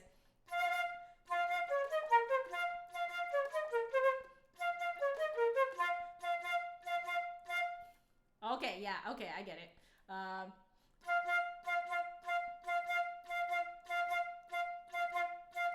So like da da da da da da da da da no da okay. Oh, okay, it is a little longer. Oh, interesting. No.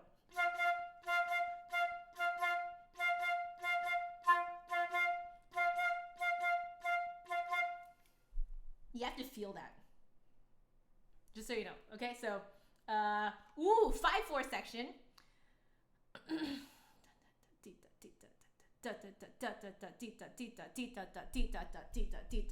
Okay.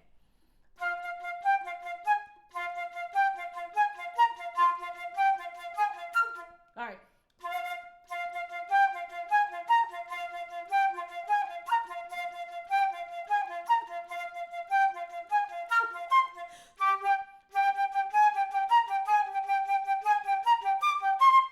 Oh, definitely we're getting to one of those like it's a very typical like high anxiety part, if that makes sense. This almost sounds like a impending fight scene. So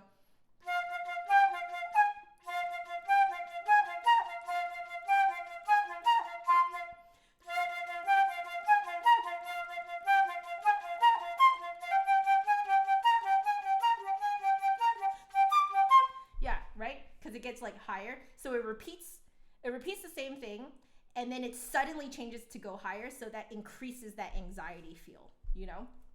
So once more.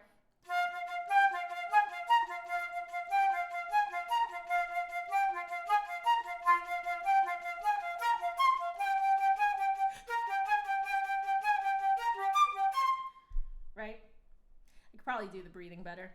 But okay, so long notes, long trills. Oh, okay. So, 70. So if we're going at 70, okay. So, for a long time.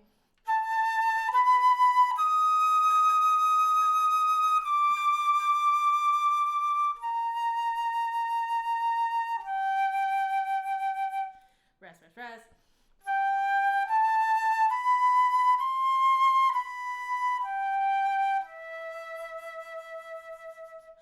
And then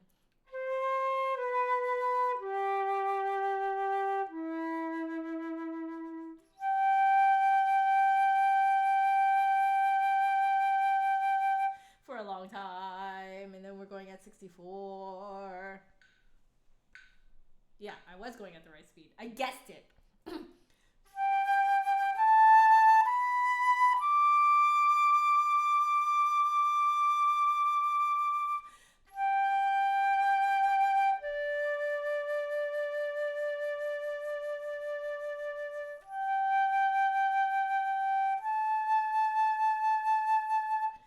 Fermata. Long notes are gonna skip until 135, which is at what, 72? Okay.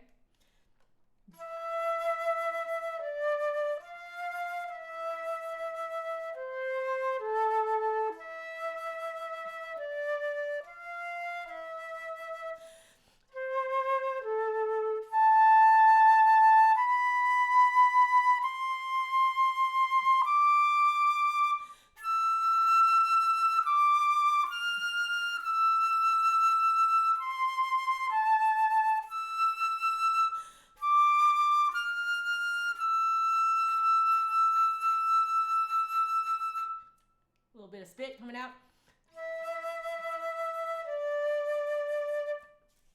feel like I'm going way too fast. No, I'm not.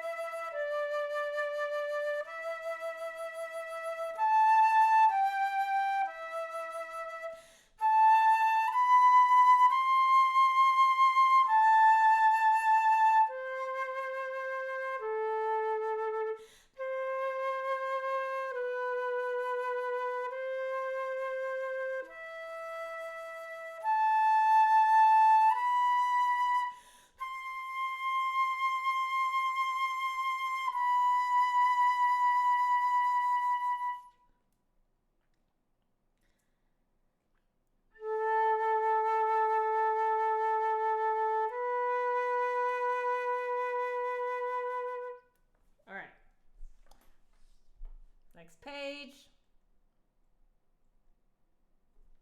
Okay. Oh, how fast is this going? Looks like you have like probably choir going on behind you too, right? Da da da da da da dee da da da da.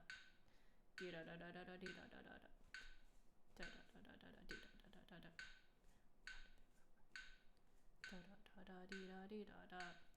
That's it. I was going at double speed for some reason. Dee da da da dee da da da da. Okay. There it is.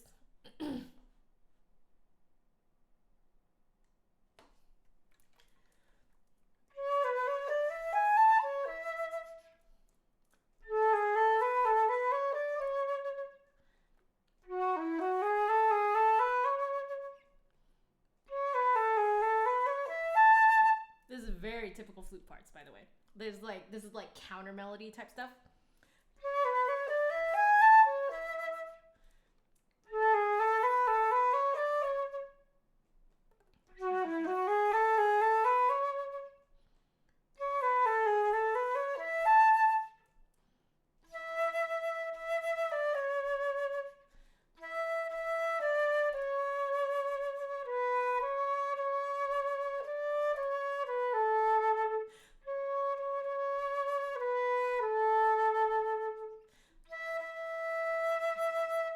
Did I do that right?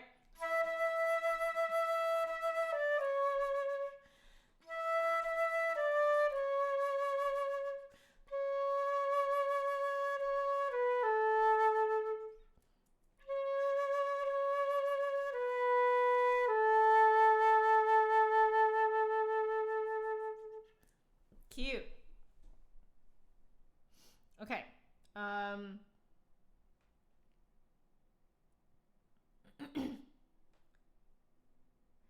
How do I get such beautiful tone and have it fit with the phrase when you've never seen the music before?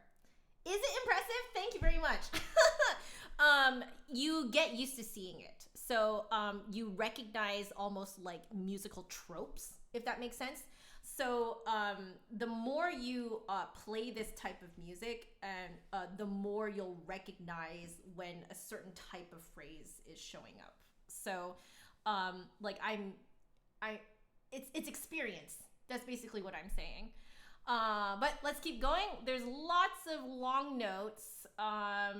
So let's skip to, I would say probably, I'm going to skip to like the bottom bit of the 5th page. So we're going at 108 now. 108.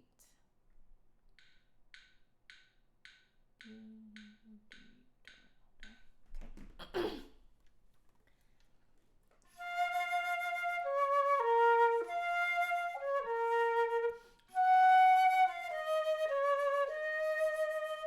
Oh, sorry.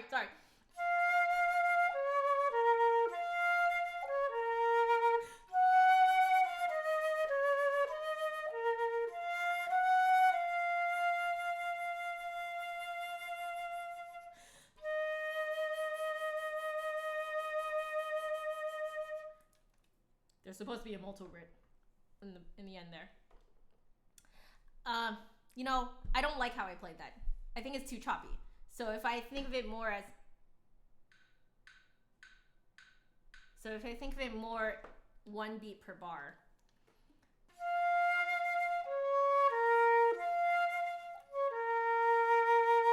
No.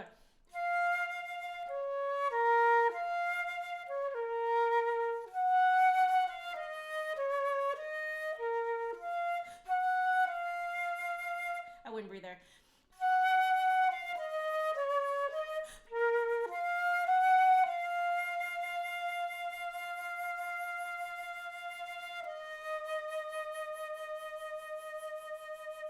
Yeah, something like that. Definitely 1 beat per bar there. Otherwise, it just sounds way too choppy. Okay. We are now going to go to the 6th page. So quarter note equals 94.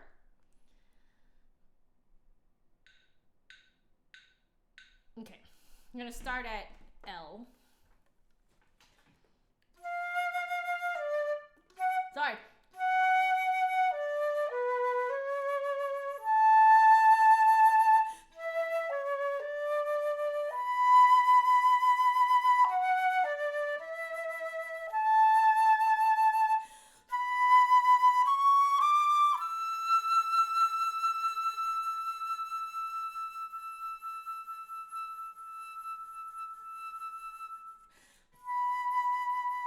And for a really long time. Okay.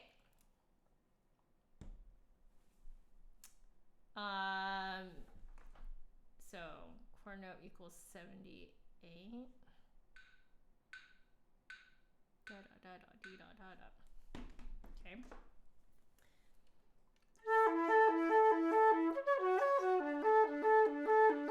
Oh, too many.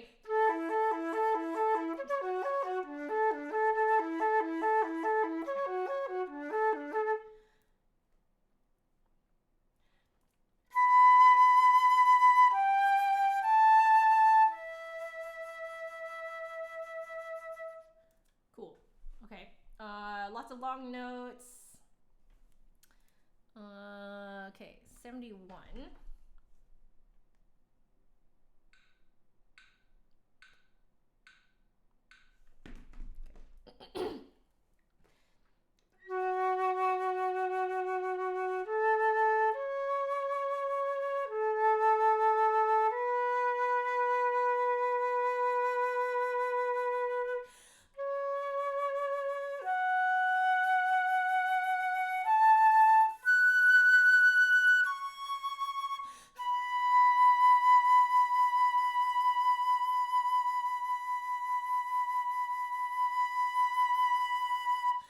Forever.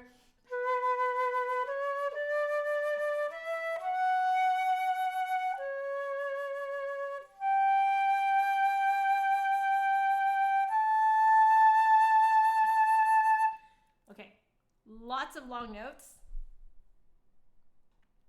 I'm going to skip to the last page now. Half note is at 84. Okay. Okay.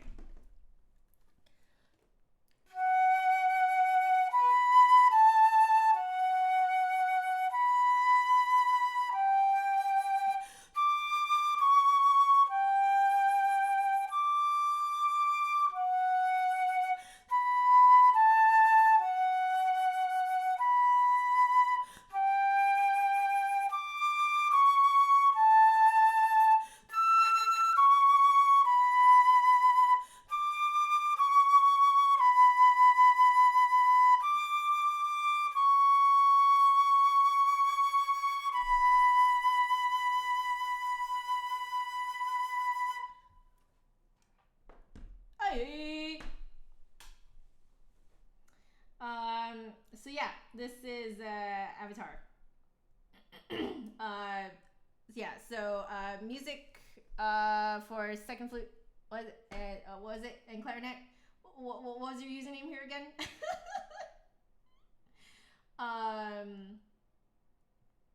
Yeah, World of Second Flute and Clarinet sent me this actually over Twitch, and then So now I've read it. Beautiful. Absolutely gorgeous. Okay, so let's move on to the next thing that we want to look at. A Finder here sent me music that they wrote, I believe. Okay, so perfect. Okay.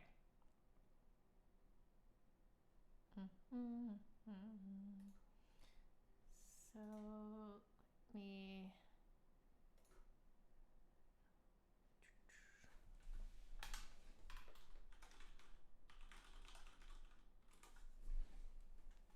I think it's easier to type here.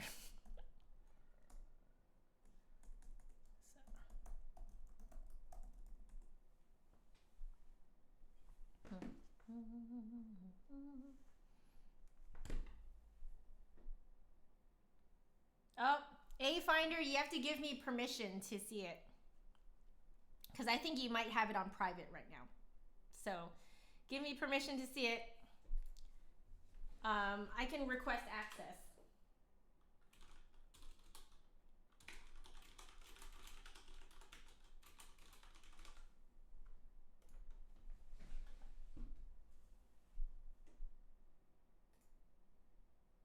Okay, so you should receive an email with me asking for your permission to view it. All right. So, yep. Okay, let's put that underneath the back stressor then, while I wait for A Finder to give me permission. So, okay, let's look here then.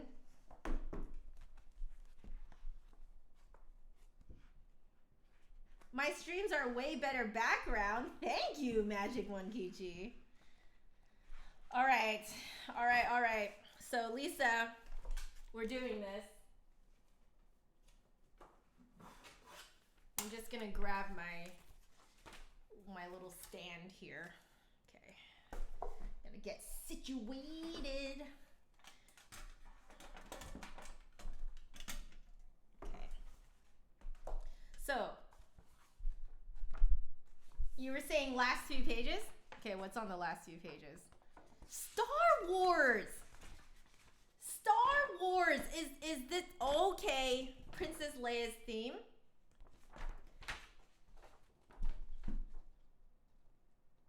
And Harry Potter? Okay, I get it. I know why you wanted me to do the last few pages. Yep, I get it. Okay. All right, so we are looking at, let's do Harry Potter first. So Harry Potter and the Prisoner of Azkaban. Let's see. So John Williams, all right?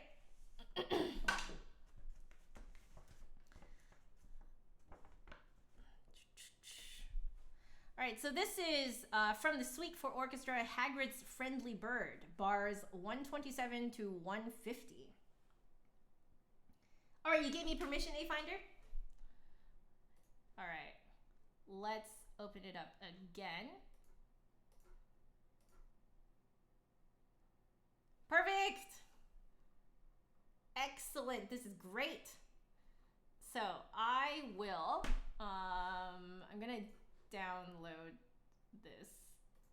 Let's see. Oh, come on.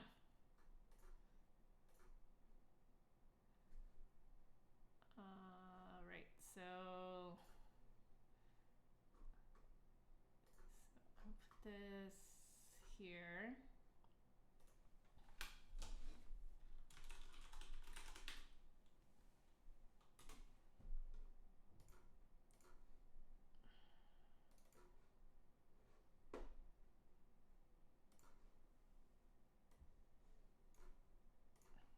Put it here, view, page display is to page view. Okay, so I have that open now, so I will read that after I do Hagrid's Friendly Bird, okay? Oh my goodness. This looks hard.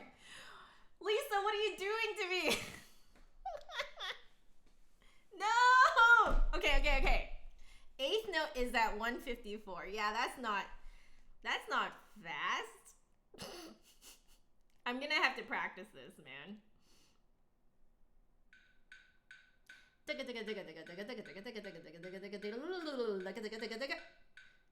Holy. Wait, I think I know. Oh, I know this part. I think I know this part. Okay, we're gonna go a little bit slower than that, but let's try it out.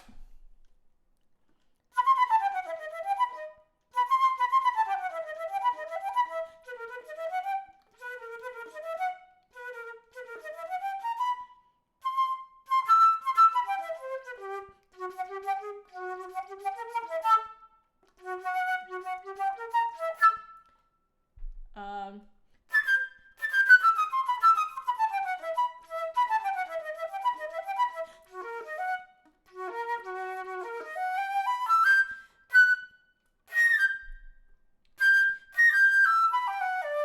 nope.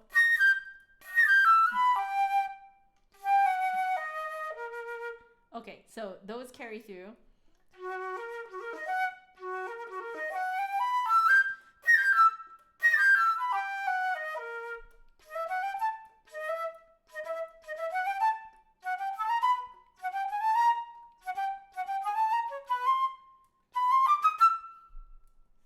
I know this part. I think I know this part, but like, holy crap. Oh my goodness.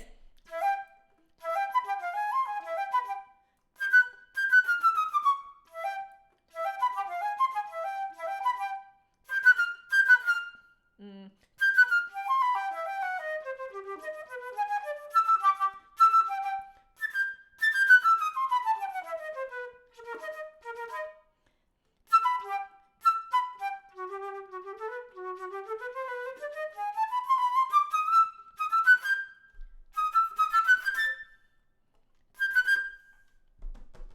All right.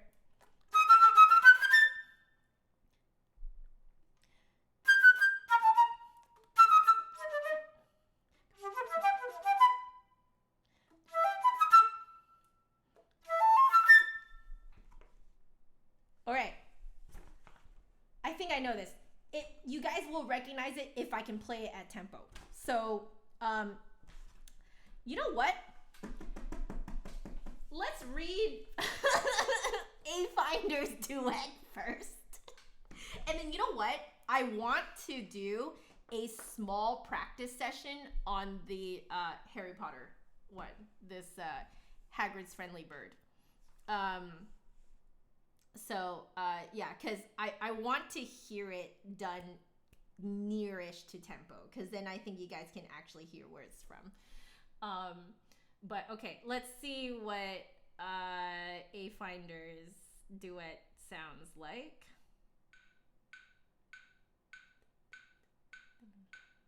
Okay. So.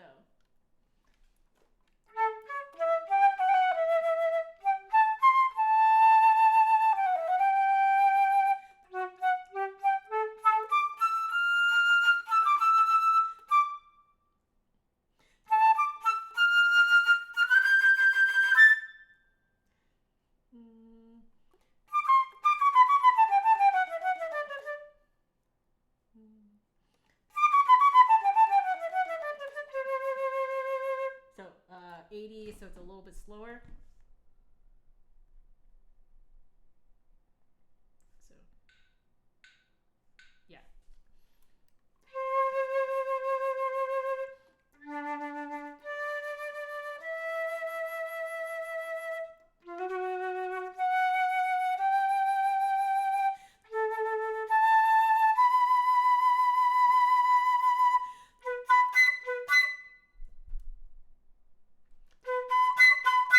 Right? A, C, E, G, B. Yeah.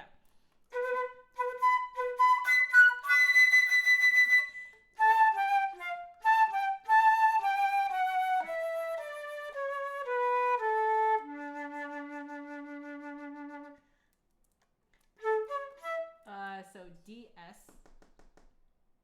Okay.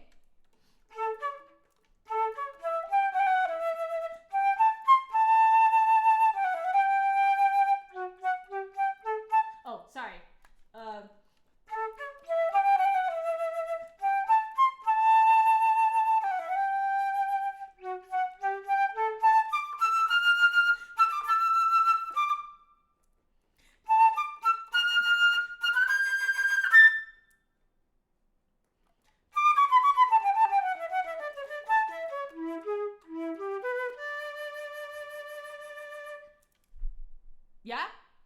Yeah? Did I do it? Did I do it? I hope you like it. Anderson, Opus 15, number 3. The duet was a complete improvisation. It's great. Honestly, I think it would be much better with the piano part underneath it, yeah? But I hope I did it justice, or somewhat justice. Thank you. I'm gonna add Opus 15 number 3 to my list for next time. So Anderson, Opus 15 number 3. Okay. Lovely, thank you, A Finder, for sending that to me. Okay, I'm gonna do now a little practice session on Hagrid's Friendly Bird. So.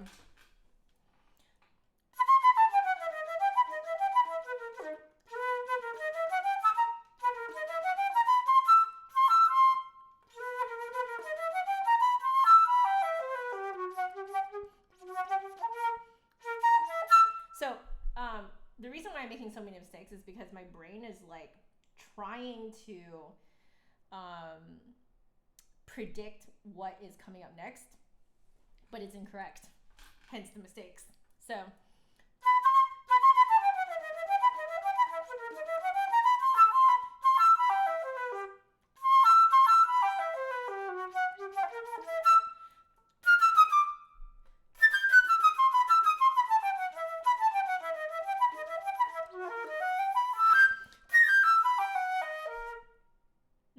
I think I did that right.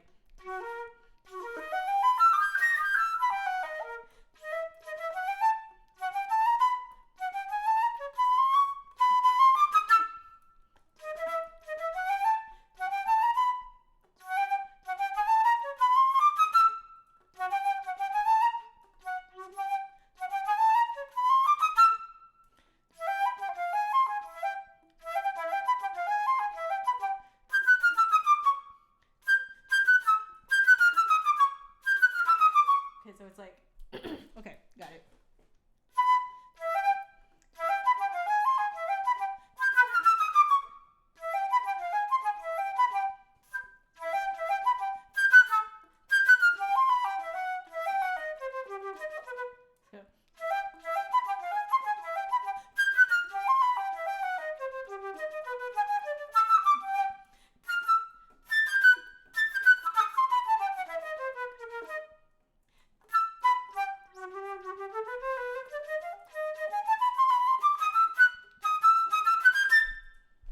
That was one that I think I need to like kind of somewhat memorize.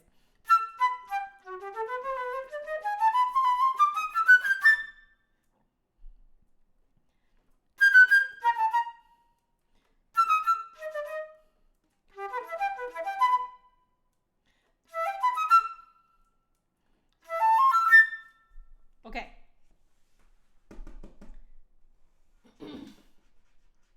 Yay.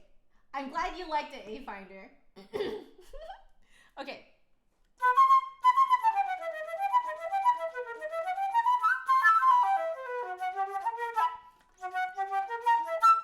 Okay.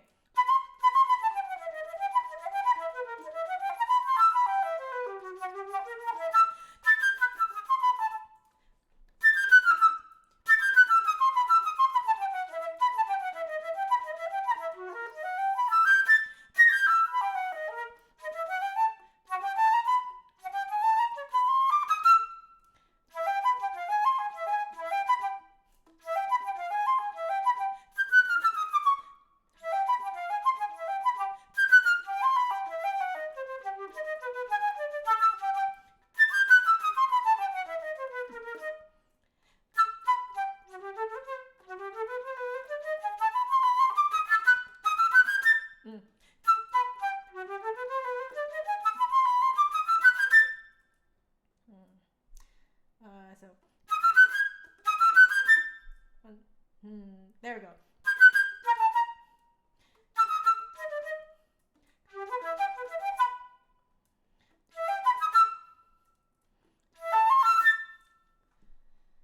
That's some good sight reading. Thank you.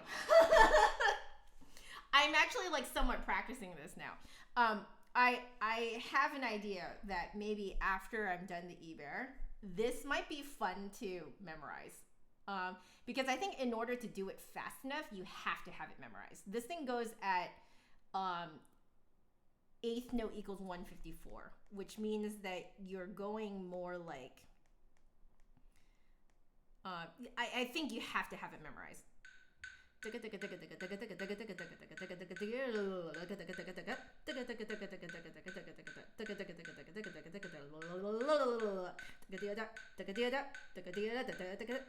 Yeah.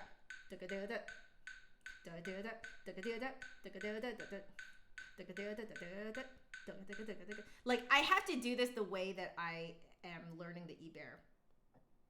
Like, this has, like, in terms of technique, this has e-bear vibes. So you have to memorize this in order to go fast enough.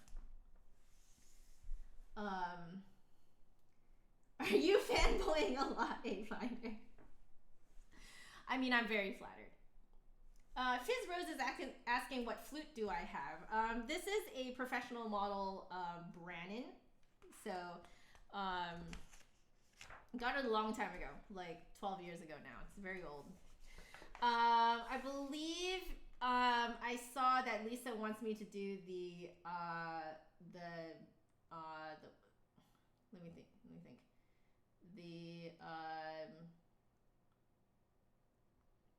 The Princess Leia theme. Or was it someone else who wanted me to do the Princess Leia theme?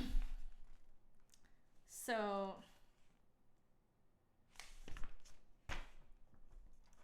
let's do this. Yo, this is crazy. I love this.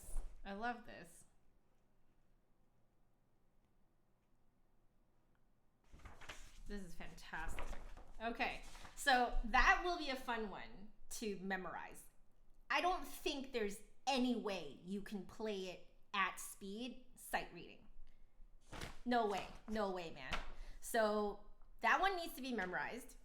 Okay, so I watched Paul do this one before when we were in school. We read through the Star Wars suite or whatever it is. Yeah, suite for orchestra.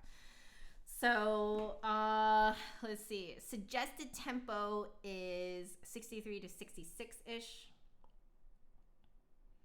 And then you can kind of go somewhat freely. So let's do like 64. Okay. So.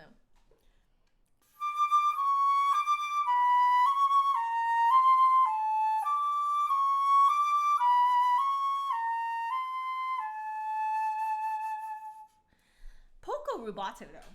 Let's try it again.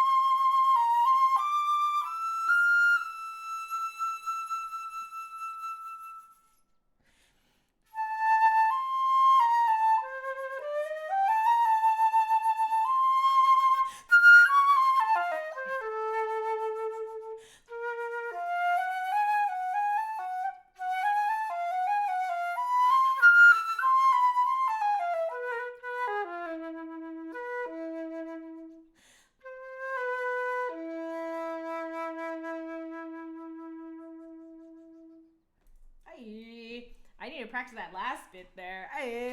Okay. Let's see.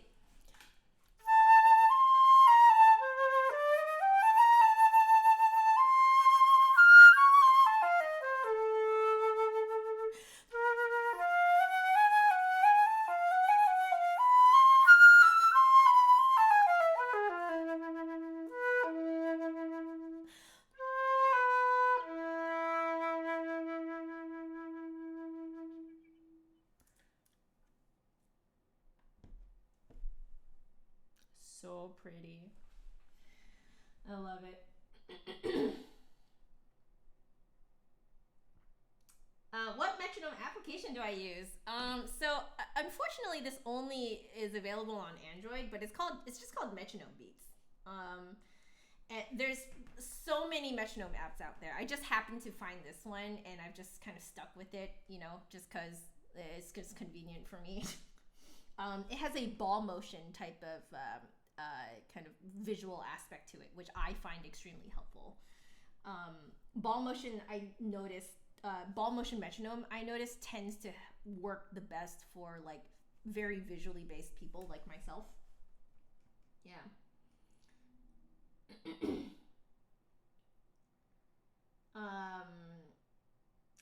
Does anyone know if there's such a thing as a musician's dictionary?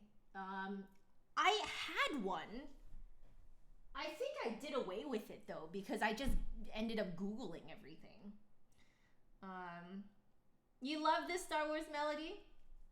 Do I have perfect pitch? Absolutely not. No. If I had perfect pitch, I would not have failed ear training first year.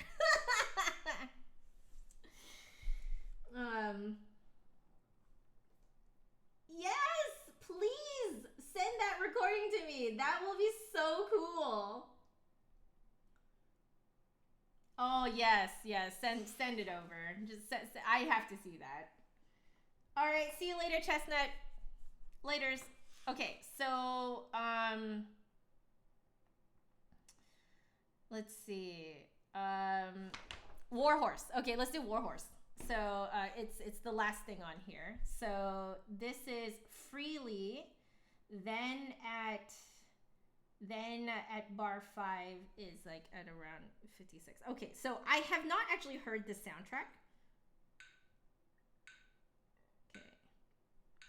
I'm gonna assume that it's somewhere-ish in that vicinity.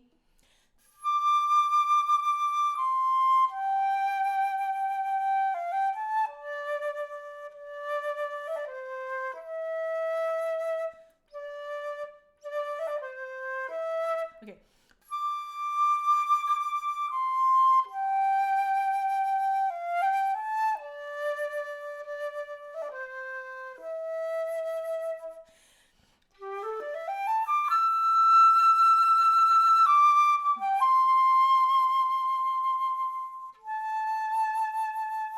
I'm gonna definitely have to listen to the recording to get a feel of what that is like remotely supposed to sound like. The conviction and absolutely not. Oh yeah, yo guys, I will be the first one to tell you I have a very, very poor ear. Everything that I can do with my ear has been nurtured. None of it is natural. None of it. So, I remember my mom trying to teach me solfege, and I just could not for the life of me hear it at all. My mom's ear is very, very good. She can do a lot of things by ear. I can't. Cannot.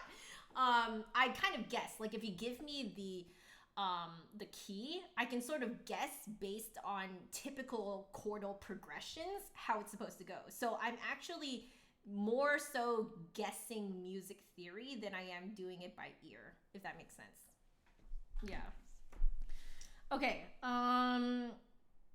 So suggested tempo here is also 56. Okay.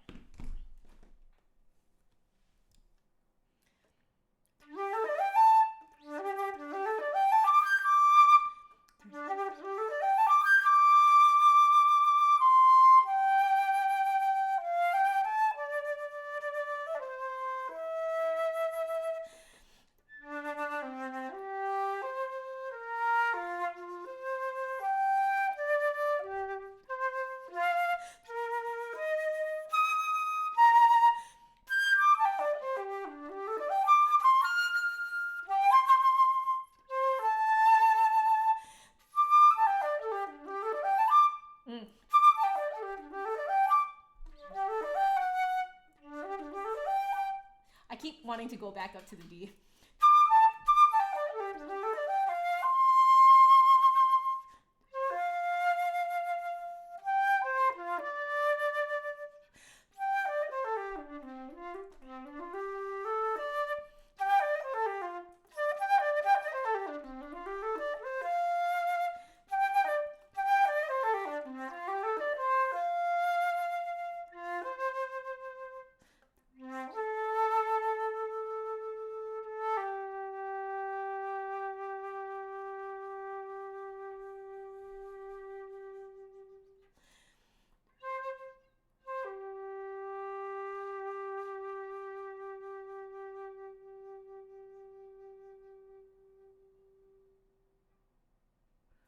Something like that.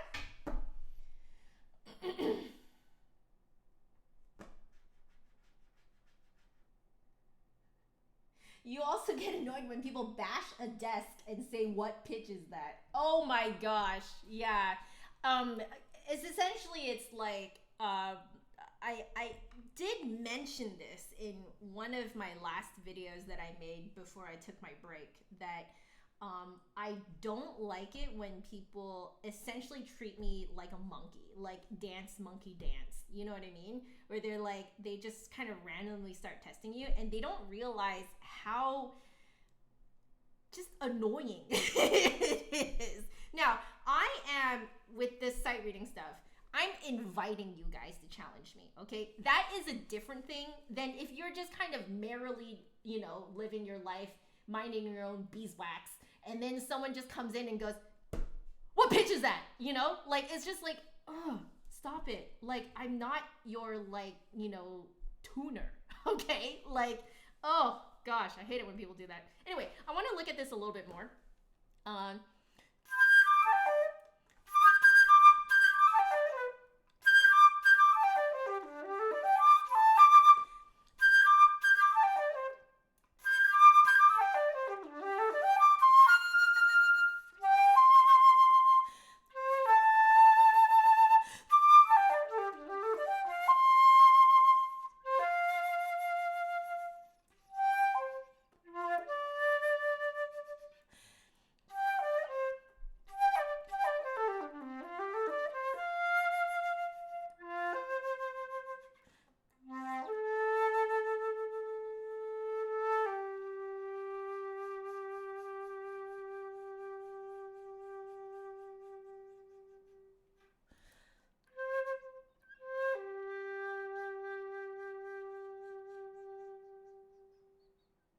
Feel like this stuff works really well in a recorded environment.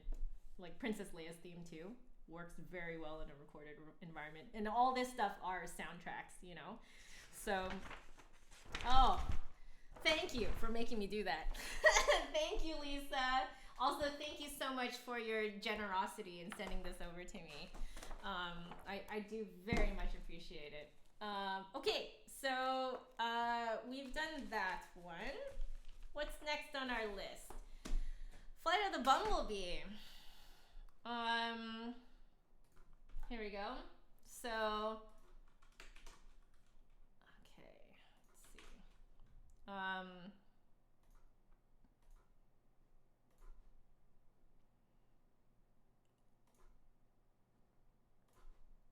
All right, let's do this. So, flute tunes. I'm just gonna go on flutetunes.com.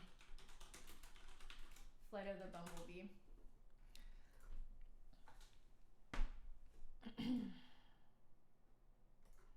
All right, here we go, guys.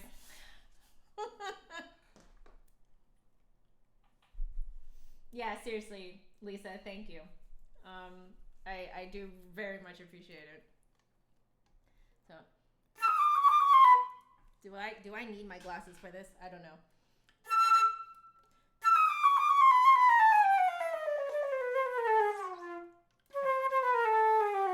Okay.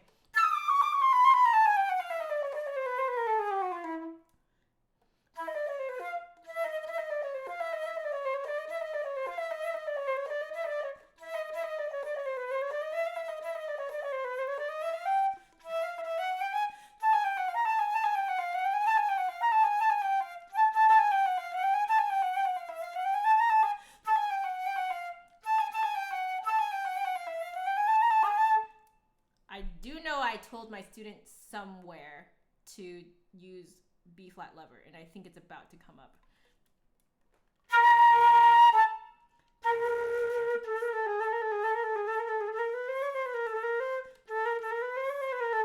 Yeah, I think it's right there.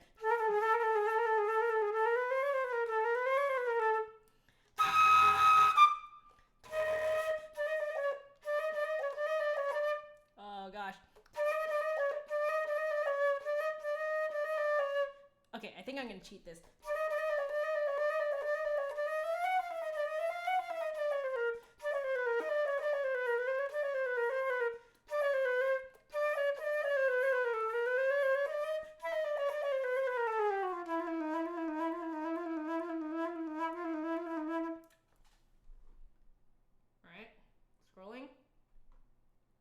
Go to places, any to scroll.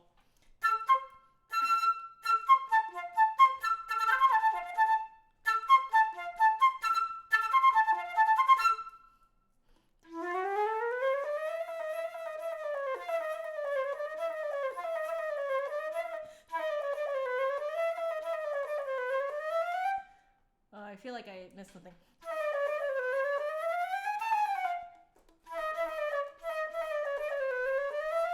Oh, I'm okay, because it skips from the E to F sharp.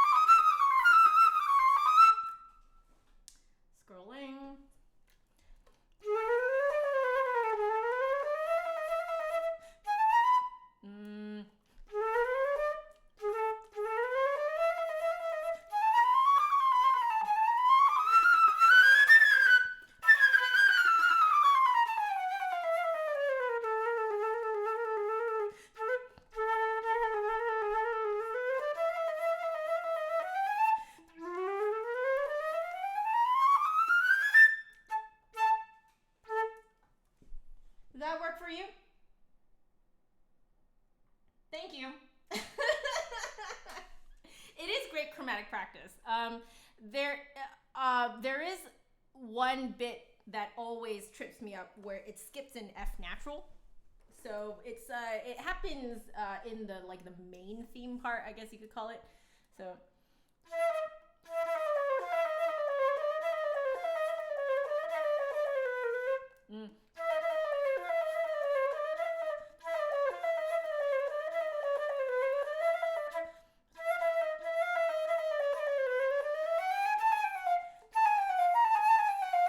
Right there, that ascending bit skips in F natural.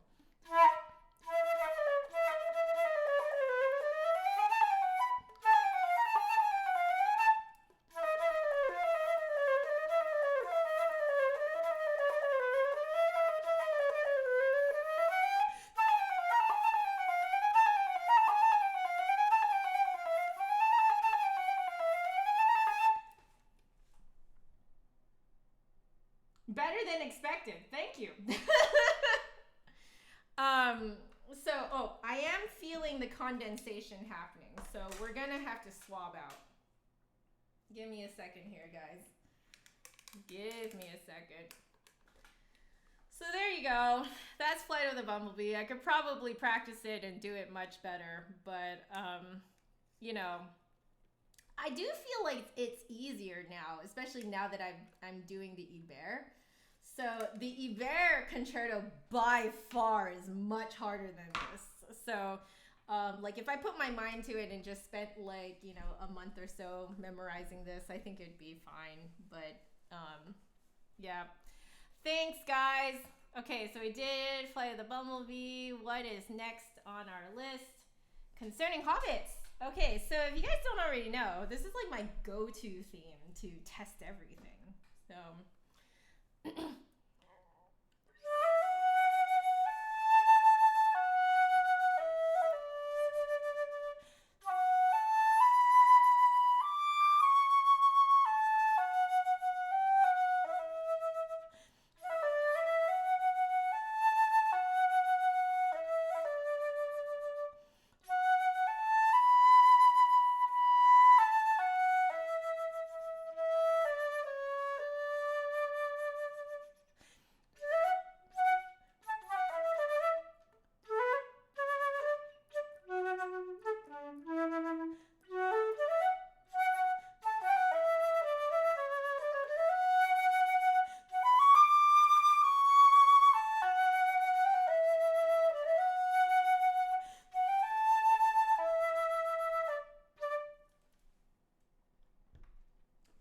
there you go.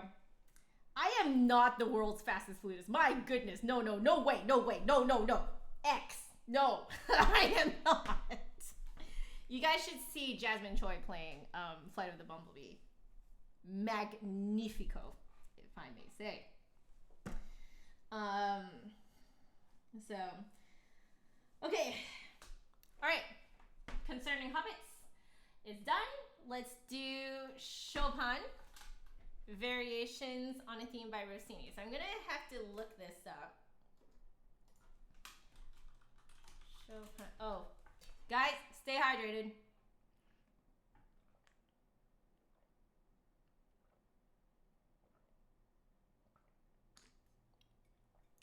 Okay, drank half my cup right there.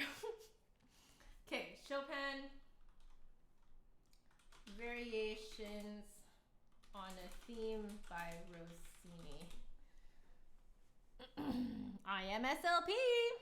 Is it variations for flute and piano in E major? Is it that one? Let me know if this is correct. My ornaments are so fast and smooth, especially between E and F sharp. Did I use normal F sharp fingering? Do you mean in Concerning Hobbits? Because I think in Concerning Hobbits I did use the normal fingering. So no, right there, because that's a straight up like trill. So you use the trill fingering for it. This one.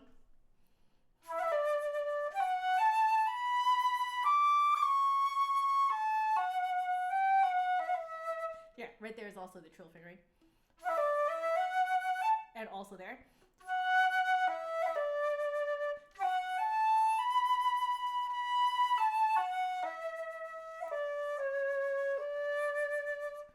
Yeah. E major. Okay. What does Ling Ling status even mean? I'm so behind the times. Hi, Pierre. You can actually stay. Yay. You get to join us. Okay, so it is the one in E major. Okay. Let's look.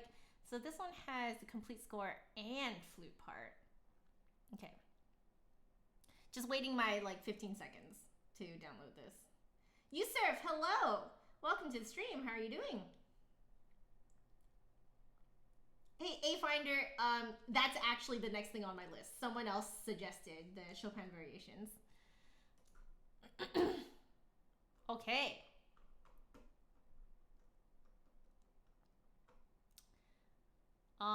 You know what, guys? I'm just going to quickly listen to see how fast it's supposed to go.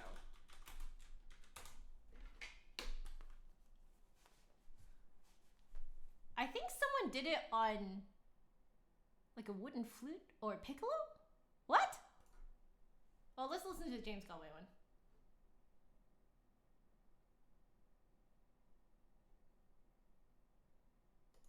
Okay, okay, all right, cool.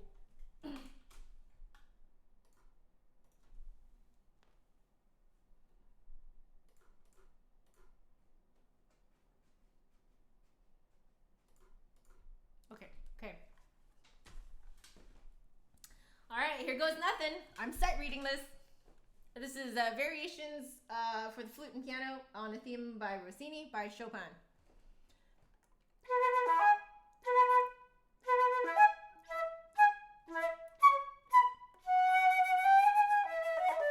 Oh, whoops.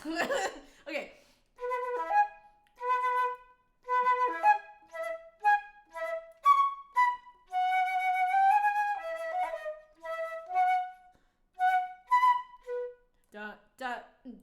Da. Okay.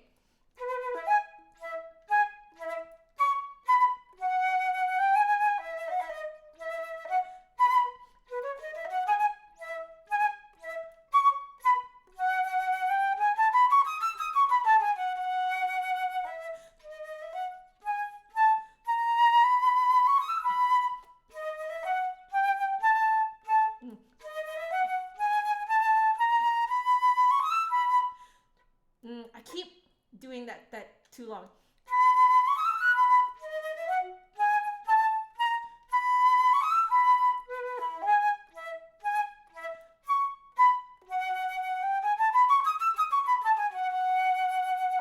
Okay, we gotta do that one more time. I butchered that real bad. Sorry, guys.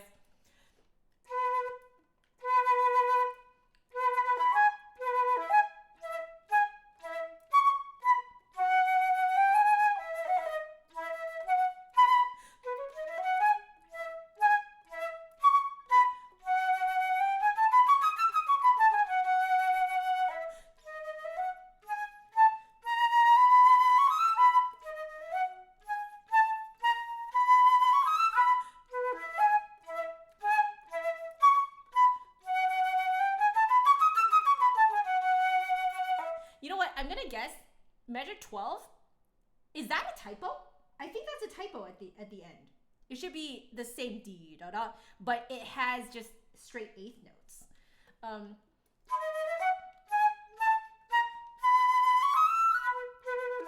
Like, shouldn't it be that?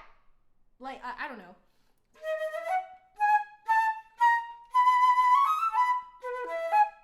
Because that's currently how it's written, and it sounds really wrong compared to the rest of the themes. Yeah. I'm great at sight reading. Thank you. Harry. You know, practicing 39 hours means that you've been going for more than 24 hours, my man. You can't possibly do that in one day, my dear. Do you mean 39 minutes and 59 seconds and 59 milliseconds, maybe? Okay, anyway, there you go. That's the theme. Let's do our first variation. Oh, goodness gracious. Okay.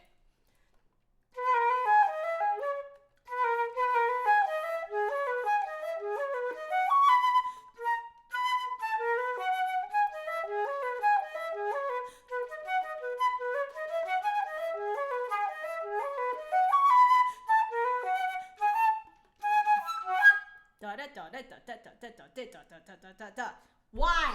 Okay.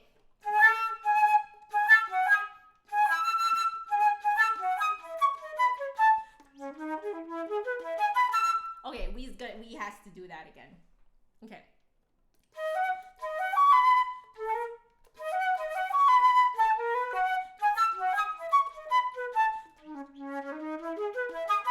Okay, so I got the beginning of that, but I have to make that jump down to the low C sharp.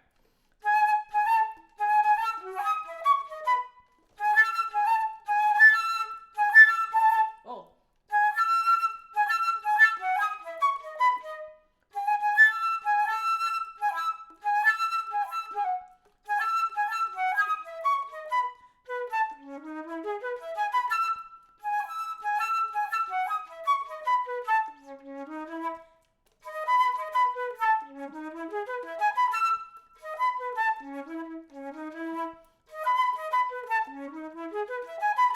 Okay, so I'm gonna have to cheat that a little bit, lift my pinky on the A, and then have it come down on the low C sharp.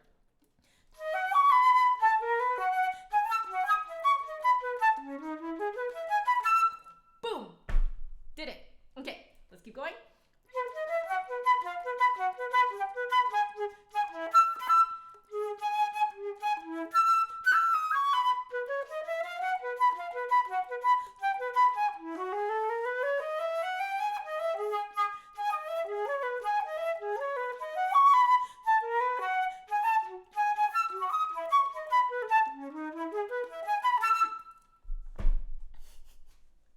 Butchered that too. Let me do it again.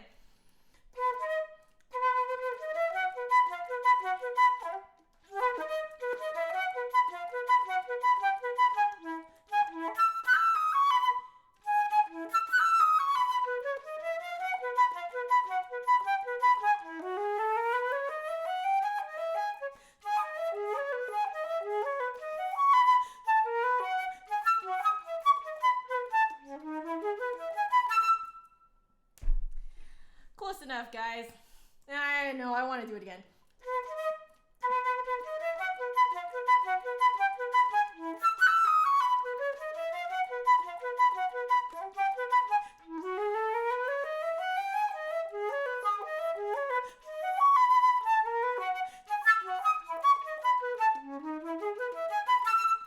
Cool. All right, Piulento. I like the sound of that. If it ain't Baroque, don't fix it. Chopin. This will be fine. Basically. Dale, you're so right. It's like, why? Okay, anyway. Oh, ooh, no wonder it's Piolento. It turns minor. Okay.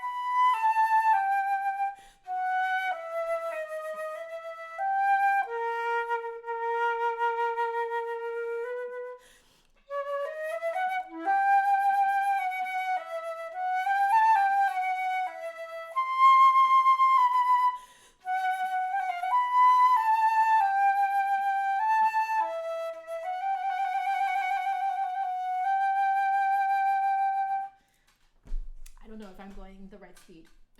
Okay.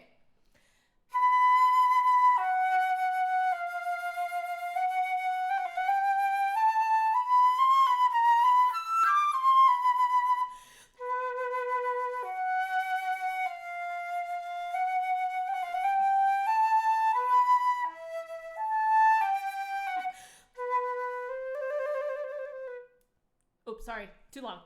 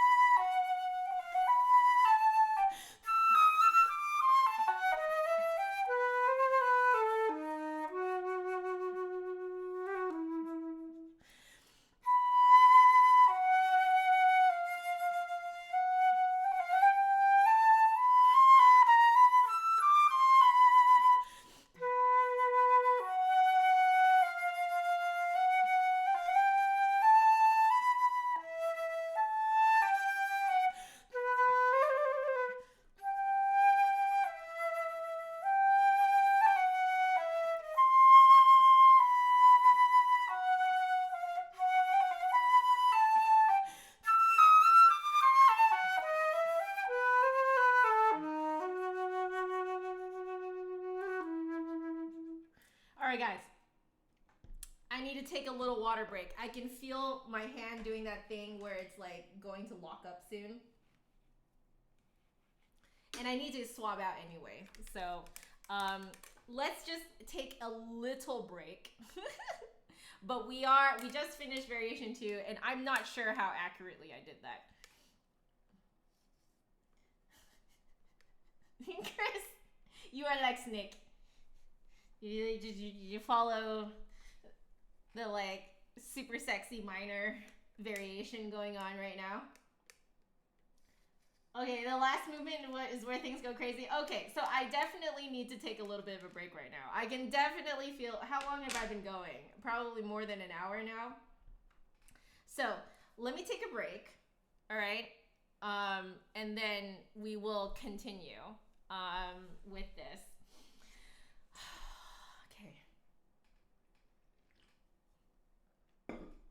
This is really fun though. I feel like I get to know more pieces this way. And also I get to know what's like trending these days too, which is really cool. But let me... Okay, I'm just gonna turn up this microphone so it is a little bit nicer for just chatting with you guys. Pretty darn close to exact. Really? Okay, I'll take it. I was sort of like making up the musicality as I went. So not 100% sure how traditionally it's done. Oh, Mozart flute concerto in G major. I'll put that for later. I know that one. You know, any professional flutist will know that one because that piece is used for orchestral auditions. So you have to learn that one. You know, if you are doing this as a profession. But yeah, I can play that one later, probably in a different stream.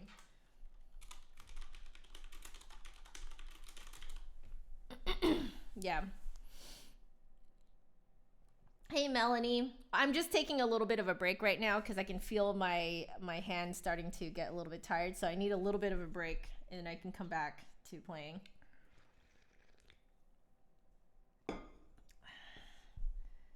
Chopin list. Lisa. Oh, I love you. Triggered. You like my flute dance. When you were growing up, you had a teacher that told me not to move at all when you played. So there is a reason why teachers will get you to do that. It's because when you are actively learning how to control everything, if you're moving too much, it will take your focus away from what you actually need to learn. So when you are first learning things like breath control, air support, control and manipulation of the airstream inside your mouth, your embouchure, you do have to stay still for that, to kind of like truly understand what you're doing. So I did that too when I was first learning vibrato, when I was learning, articulations, when I was learning air support, all that stuff. You do have to do it basically completely still, because those are all somewhat unnatural things that you have to turn into a natural thing for your body to get used to. So when you are learning it from a teacher's perspective, I have to agree with your teacher and say that, yeah, it is actually better for you to learn the skills while completely still. And then once you have learned the skills enough and you can do all those things naturally and not really think about it, it's all in the background, then you can kind of do all the movements, expression, and stuff like that. But a lot, like in terms of like moving with your expression, that performance aspect of it, you don't really get to that until you are more on a professional level. So like you start to get into that stuff, when you're being taught in music school. That's when professors will start to like, first they'll like make sure that your tone development is good, technique development is good, all that stuff. But the fun part comes when they start teaching you performance techniques. So that's when you start to like break some of the rules that you had when you were first learning the instrument. You have to know the rules and be able to follow the rules first before you can break them. Essentially, that's what happens when you become a professional. So yeah, like I know this sounds weird, even though I'm moving around like crazy and stuff. It's when I'm teaching my students and I can see that their level of playing is not high enough yet to both move around like crazy and also still do all the things that they're supposed to. So air support, embouchure, posture, articulation, vibrato, blah, blah, blah. Like all those things are happening all at the same time. And if some of those are not happening at the moment, it's really hard to like also say, hey, also move around when you're performing, make sure you're putting on a show. The thing is, you can't put on a show with that type of crazy expression if all the other skills are not already like second nature to you. I hope that makes sense. Yeah. So, yeah, you guys get it, right? Yeah. So, yes, Lisa is absolutely correct. Mozart cheated his flute concerto in D, stole from himself and reworked his oboe concerto in C. Yes, that is true. In my opinion, I like the original concerto in C on oboe more. I remember listening to it for the first time and being like, it sounds better this way. It's almost like it was the original vision for that melody. How to do a diminuendo on one note. Okay. Okay. This is actually slightly advanced technique. Most people don't learn how to like actually do it until they're very advanced, because you have to have such control over your mouth. Like you have to be able to manipulate your mouth completely to be able to do this. So if you are just starting out, if you have been playing for 1 or 2 years, you may not yet be at the stage to do this. But to put it like very succinctly, you have to have a lot of air support. So you're actually kind of pushing out against your core while you're doing this. So there's a lot of pressure down here, and there's a lot of pressure against the, like, essentially the bottom of your lungs. So like that's where your diaphragm is. That's actually where that, I think that's where that pressure is coming from. So there's a lot of pressure on the bottom of your lungs, and then you're actually pushing the air out from the bottom of your lungs. So that's the first step. The other step that I discovered is that you have to get used to almost kind of cushioning the airstream when you're diminuendoing, because a couple of things happen. If you just kind of let the airstream die, your tuning will go flat. So you also need to know how to use your lip to correct the pitch. So there's that aspect. Then the other aspect is what I just said, which is that you almost have to like cushion the sides of your airstream with your mouth, almost doing like a fishy face flute embouchure. So for example, if I were to go,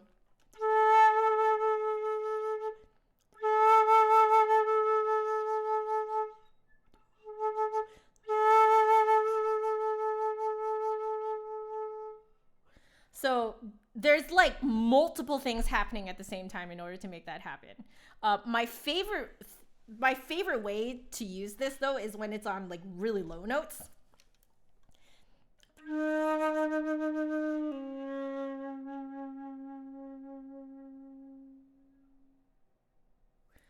So like when you're doing that, you're also using your lower lip to correct the pitch, but I'm actually no longer feeling that anymore because it's such second nature to me.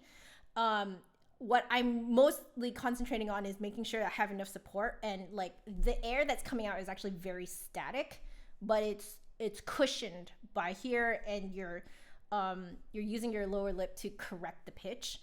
So you do kind of feel like you're going like that with like a lot of support, but it definitely is like, I'm not gonna sugarcoat it. It's definitely a skill that that you learn when you're far more advanced. Yeah. So I hope that made sense to you. Yeah. Are multiple dynamics considered the colors of sound? Only one aspect of it. You can highlight dynamics using tone colors, if that makes sense, but that's only one aspect of it. There are also just straight up volume. So it's not as clear cut as you're asking about it. Yeah. SJ, you like my shirt. Thank you very much. Also, I see that Melanie is asking if I could only eat one meal for the rest of my life, what would it be? It would probably be some sort of noodle soup. Soup noodles. Love soup noodles. What do you classify? What do I classify as advanced? I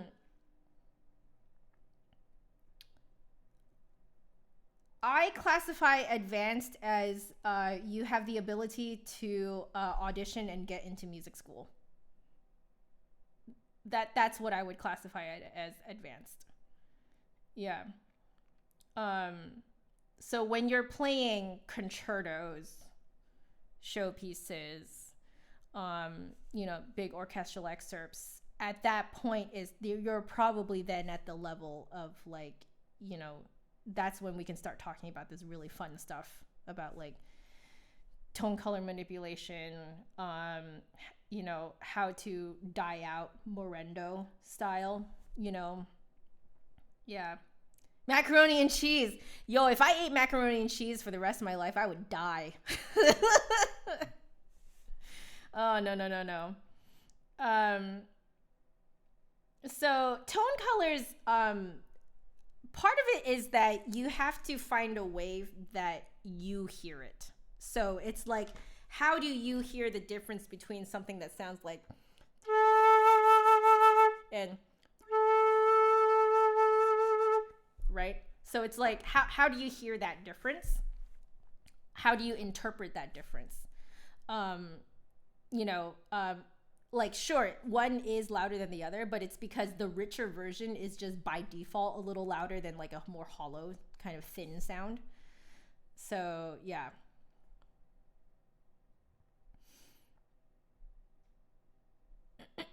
One, your question is exactly why I'm talking to you guys right now and taking a break, because I have been playing for a while now, and I'm also getting tired in my pinky.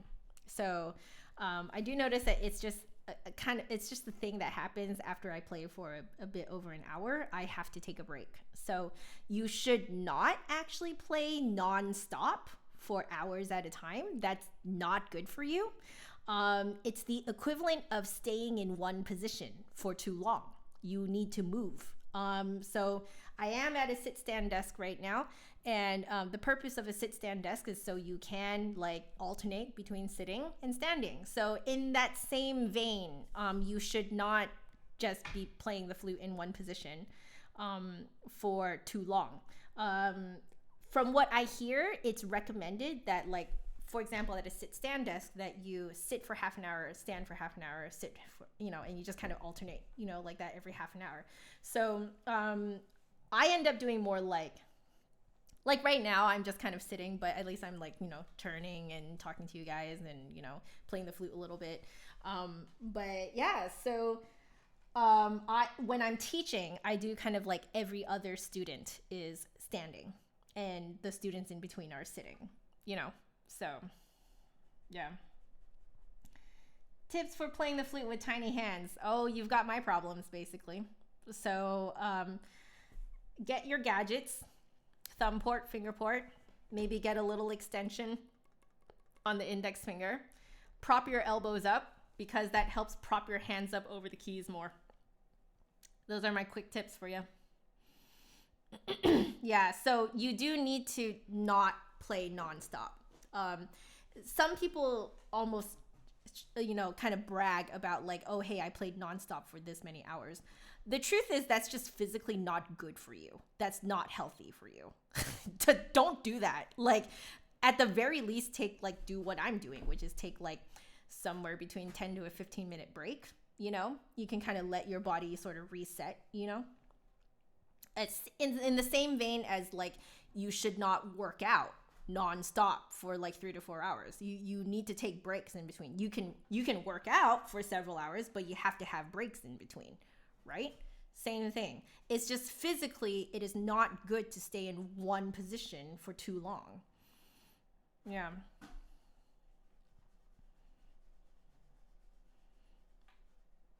You have a lot of shoulder pain. I don't know. Yo. If you're feeling like a tendon is moving, that is beyond what a flutist like me can advise you to do. That sounds like something you need to talk to your doctor about. That's heading into the medical thing. I am not going to give you medical advice. I am not trained medically. So please go see your doctor. That sounds like a medical thing. Yeah.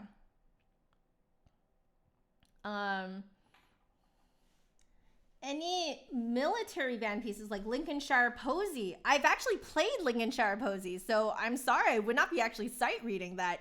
I would at least remember some of it, I think. Yeah. But I can see if I can find it. I'll put it in my list of maybe future stuff to look at.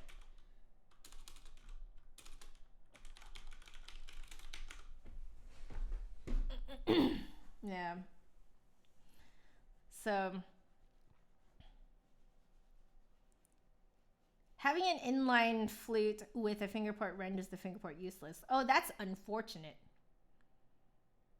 Oh, I'm sorry, man. That's unfortunate. Yeah. So, all right, guys. I don't know how long I've been taking a break. I haven't been taking a break for long enough. All right. Let's go back to this, shall we? It's been like 16 minutes. So we're going to go back to the theme and variations on, variations on a theme by Rossini for the flute and piano, written by Chopin. All right, let's do this. Okay.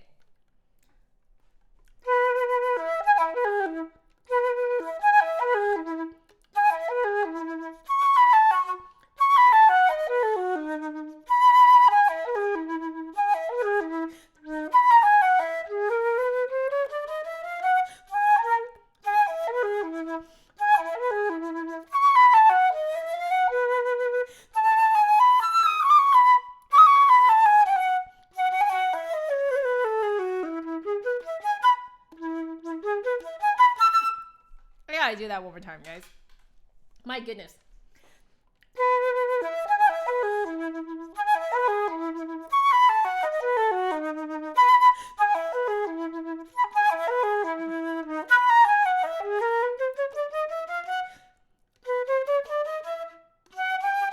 Oh,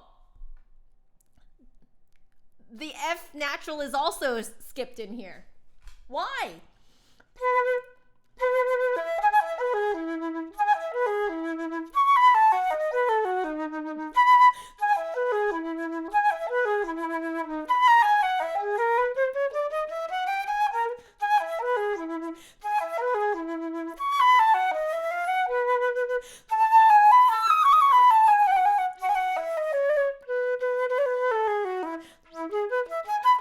Oh, one more time.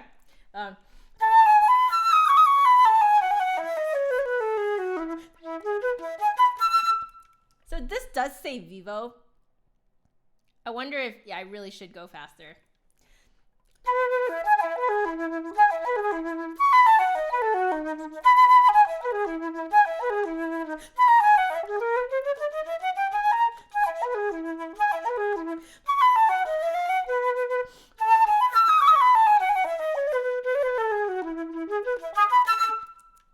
Guys, that's as good as it's gonna get for now. I know there are two parts that if I was practicing this, I would practice that way more.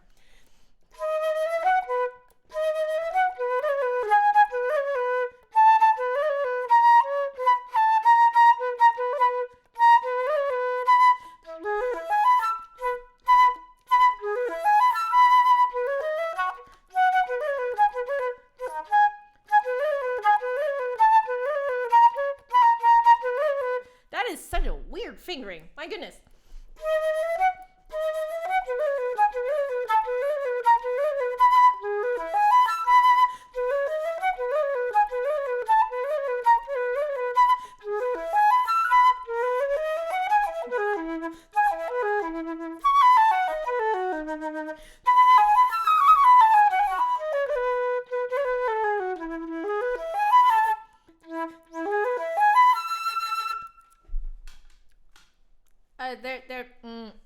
I'm feeling what Dale's saying, which is that, like, Chopin, why? Fingerings are so weird. Okay.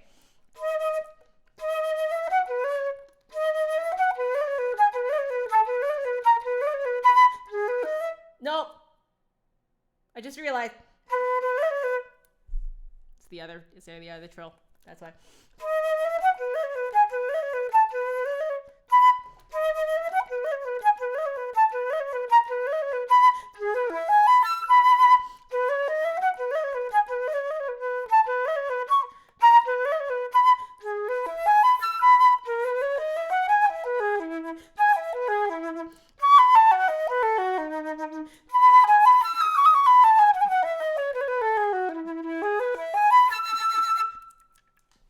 It could probably stand to go way faster than that.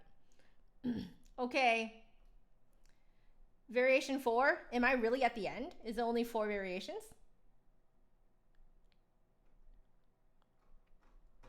Okay, apparently it's only 4 variations.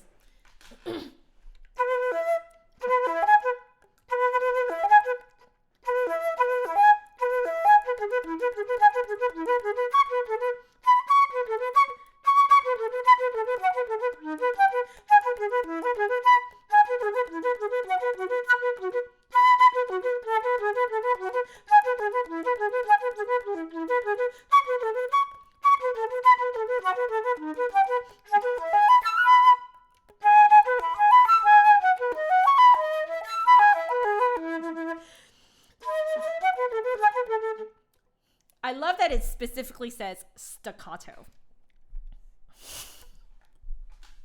Okay.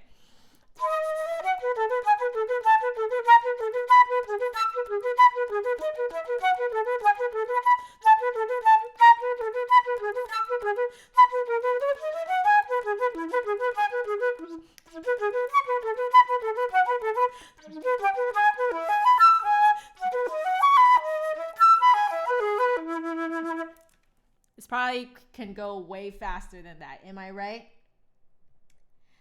Oh, Oh, so the second time that I did that, that was the speed, like the last one. So I took the second half of that way too slow, I think. All right. This makes me want to do the second half of the third variation again. I thought that there were like several more variations, but there's not. So let me take a look at this.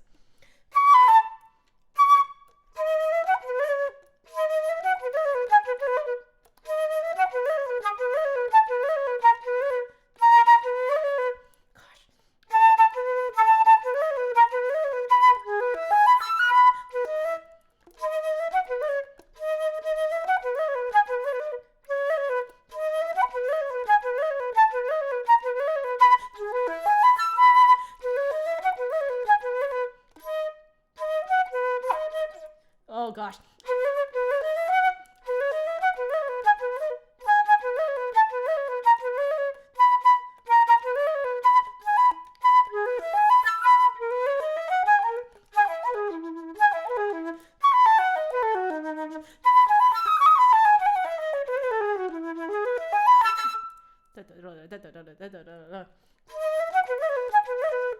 It's so weird. Gosh.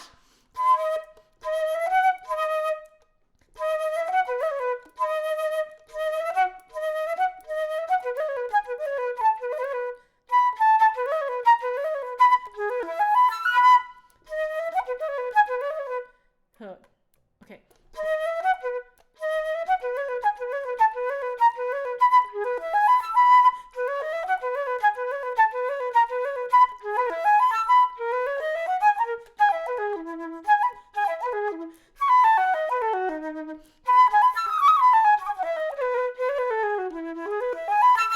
So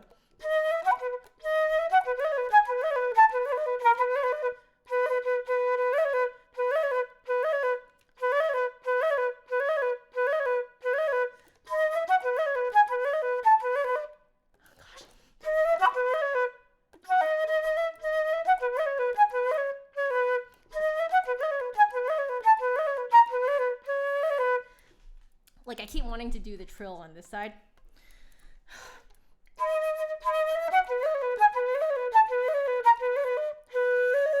Oh, I just realized that this is in my face. I'm sorry, guys. Sorry. Okay.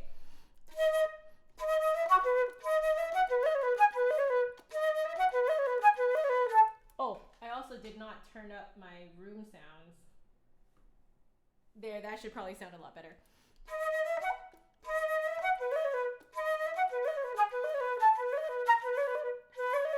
So I can do 3 of them. It's that 4th one.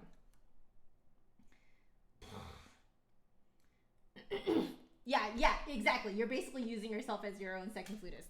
Yep, that's exactly what's going on here.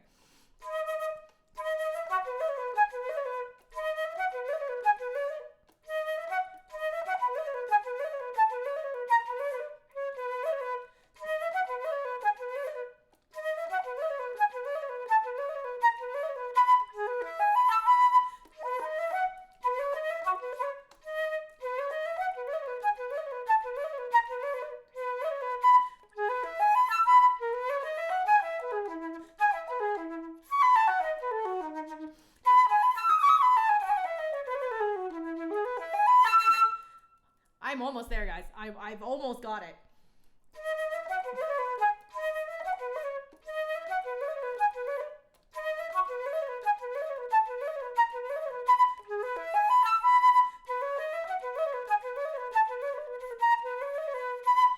My brain.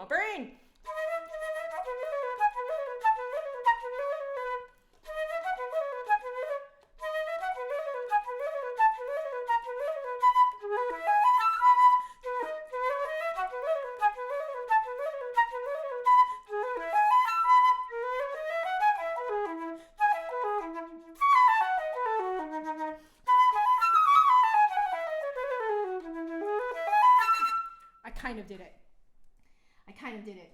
Woo! Holy.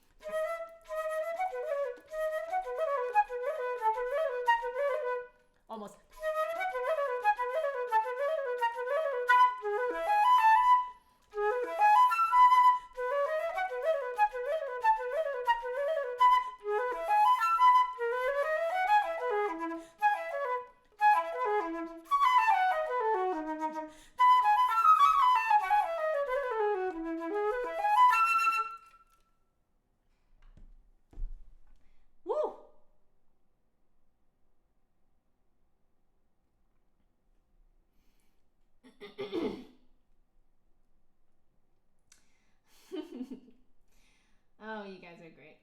Okay. I now want to try the fourth variation a tiny bit faster.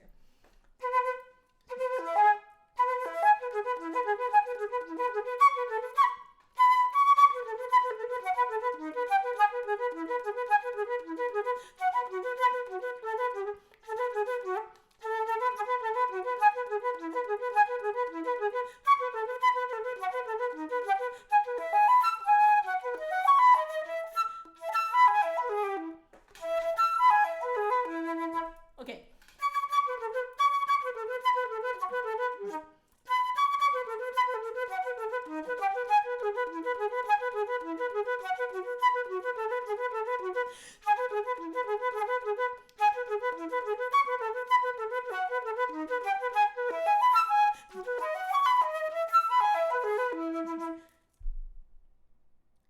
What if we went faster?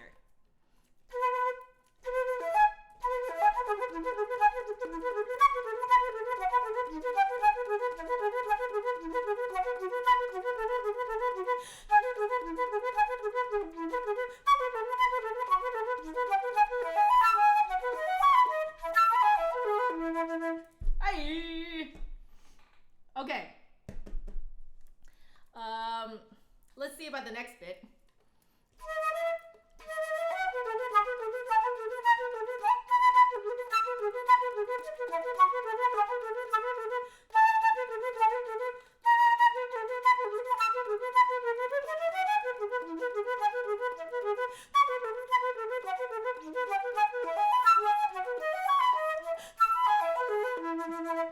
I can't believe that that's how it ends. That's crazy.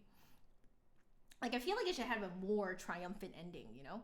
But okay.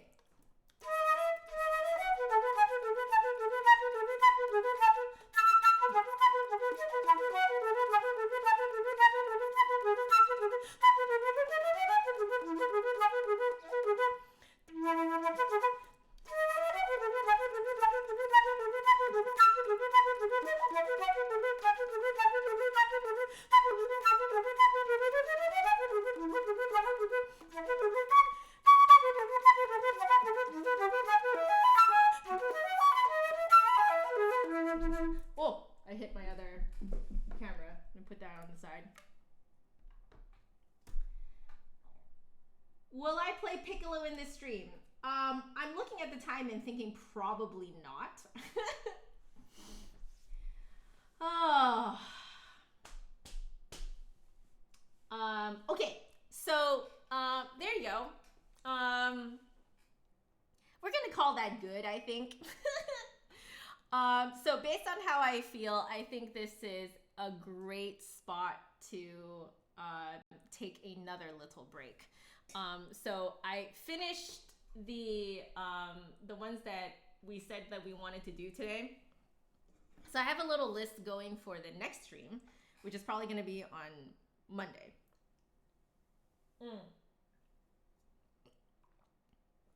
Stay hydrated, guys.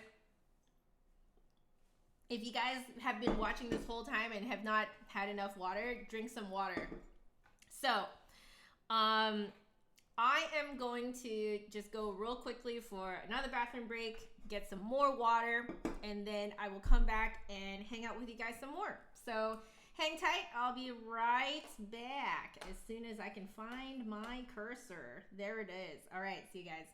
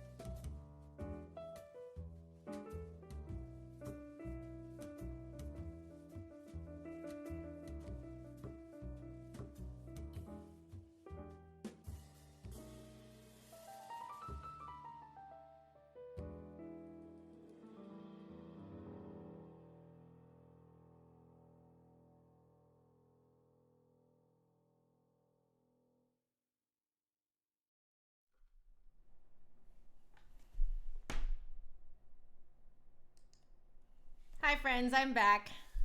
Should I change my little screen thing to say I'll be back?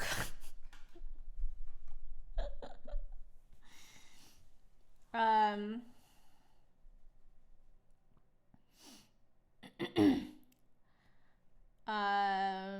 SVD, are you learning to repair flutes? That's fantastic. And you guys name your flutes too? Oh, I love it. I absolutely love it. Mm-hmm. Oh, Matching One Kichi, you're absolutely welcome. Do my neighbors ever complain? No. In fact, they actually said that the little that they can hear of me, they actually really like it. They just straight up said like, please do more. Anytime that I have had neighbors tell me that they've heard me play, I even had like in the previous place that I lived in, they actually told me to like straight up open my window so they could hear me more, which was a huge compliment. Like, wow. Like I'm very glad that they think so, but yeah, it's very, very flattering. So I've been very blessed to have very understanding and in fact very supportive neighbors. I know that that is not always the case for people, so I do know that I'm very, very lucky. Yeah.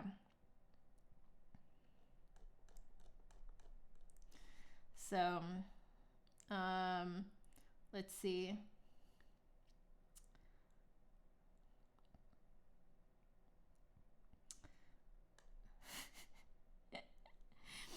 All right. So I'm gonna swab out my flute, similar to yesterday. Just swab it out in front of you guys. Maybe do a little bit of like cleaning up around here. There's a lot going on. So I'm just gonna put this away. I do love that all my stuff is like within arm's reach here. It's fantastic. I got the idea when my family lived in a little rental when I was like 13, 14 years old. And we had to live in a little rental for about 6 months because we had sold our home in the San Francisco Bay Area and we were preparing to move to Vancouver, BC. And so we went from like a single family 2-story home to a like little 1-story like bungalow type of, you know, rental house. So it was a house, but approximately probably I guess a third of the size or a quarter of the size that we had before. But we actually really loved it. And like I had a tiny room, but I loved it. That was the first time I had experienced that you could just stand or sit or lie in one place. So lie on your bed in one place, and yet everything is in arm's reach. It was fantastic. So I actually discovered that when I was around 13, 14 years old. I would say 14 years old, I think. And so since then, I have designed my working spaces. So for a long time, my working space was my bedroom because, was a teenager, high school, university, all that stuff. So my office was my bedroom for a really long time. And I did have a couple years in a different house. So it's 2 places ago that I lived in. So I did have a shared office with my mom there. But then those were the only 2 years that I had like a separate space for my office than my sleeping quarters. And the last place I lived in, I had to go back to the like bed and office in the same room type of thing. But I've always like designed my working space so that everything is within arm's reach, like this. And let me tell you guys, it is fantastic. I highly, highly recommend designing your office space so that everything is within arm's reach. So I even have my printer and my scanner right there. Like I can just reach over and like start scanning stuff and whatever. It's fantastic. Also, someone is buzzing me. So, Oh, oh, what? um, yeah. I think one of my students got the wrong date to call me. Whoopsies. It's okay. It's okay. No, it's okay. Don't worry about it. Um, oh, my husband is the best. So, for those of you guys who are joining late, our dining table arrived today. But due to the whole situation that's happening right now, the delivery people are only allowed to deliver it as far into our home as the garage. So, we had to carry it in ourselves, which was really hard on us because it's really heavy. But we did it.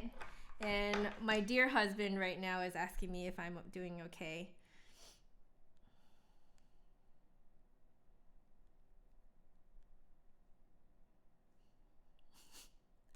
Also, his manager is watching me. Hi! I hope you like what you're seeing. We're at the point now where I'm just kind of hanging out with people and just kind of providing background noise.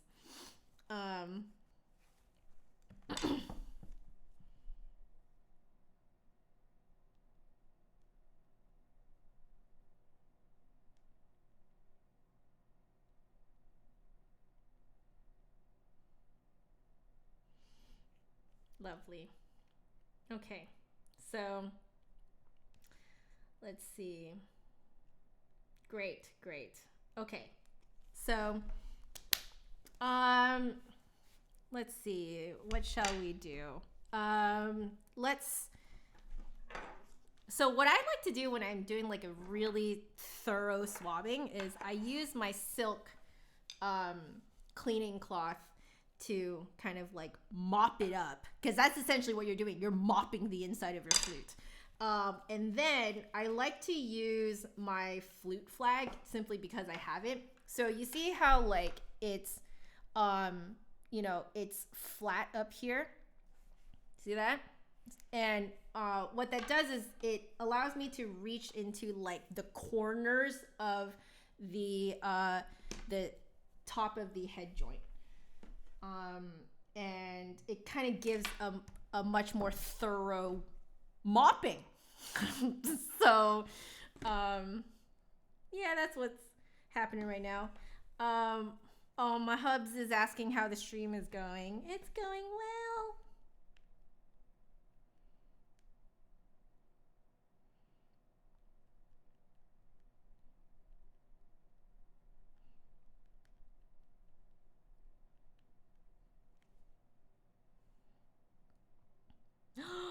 He sent me a cute photo too. I don't know if I ever told you guys, but when I first started going out with John, my husband, so this is like 6 years ago now. Paul will remember this too. So maybe the next time we get Paul on Skype, we can see if he remembers. Stupid look on my face. So we had not kind of what's it called, DTR'd yet. So what is it? Define the relationship yet. We hadn't defined the relationship yet. So it's very clear we were into each other. But we had not asked each other out yet. And I say that because we were actually going to ask each other out on the same night, but John just beat me by about 2 hours. And like I was prepared to ask him out that night, and then he ended up asking me out first.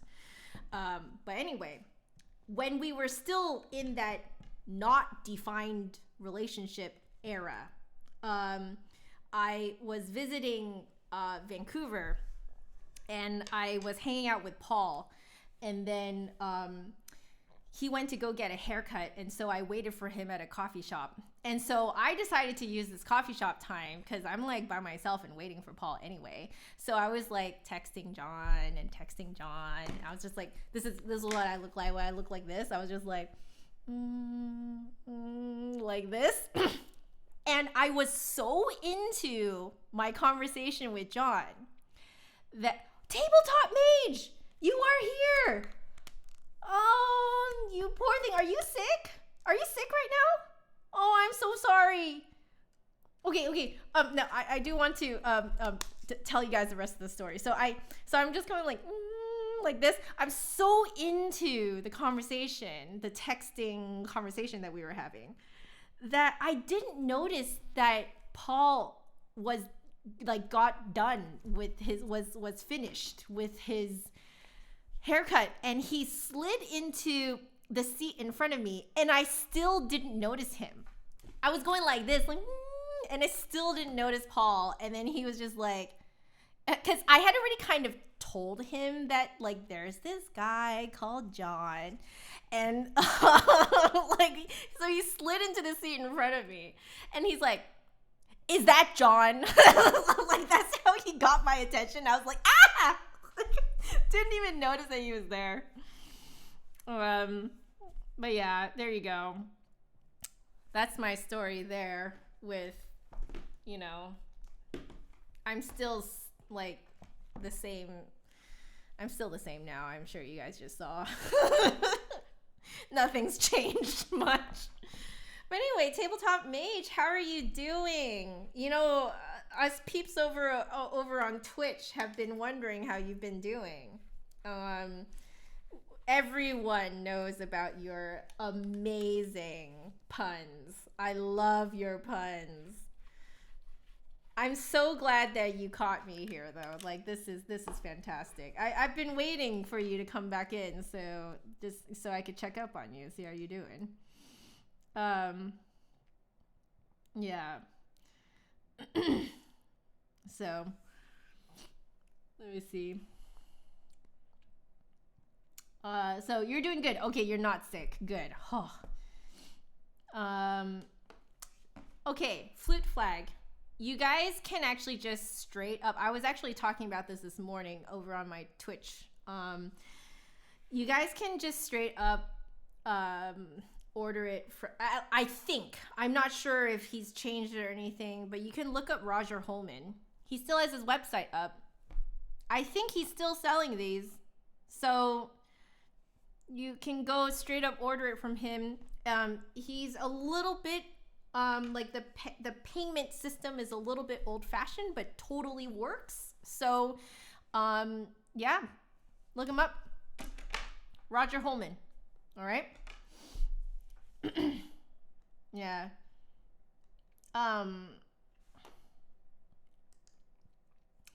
Yeah. You've been busy with school. That's a good thing to be busy with, I do have to say. So you guys are probably seeing me do this now. Now, does every flutist wipe down their flute like this after they play? No, because not every flutist has to. Now, I have to because, one, I leave so much grime on the lip plates, and I now realize on the inside of the, right on the inside of the lip hole here, I leave so much grime everywhere. I'm the type of person where even my phone is just ridiculously disgusting. I don't know if you guys can see in the light here, there. I don't know if you guys can see how disgusting that looks. Because I touch something and it is immediate oil streak.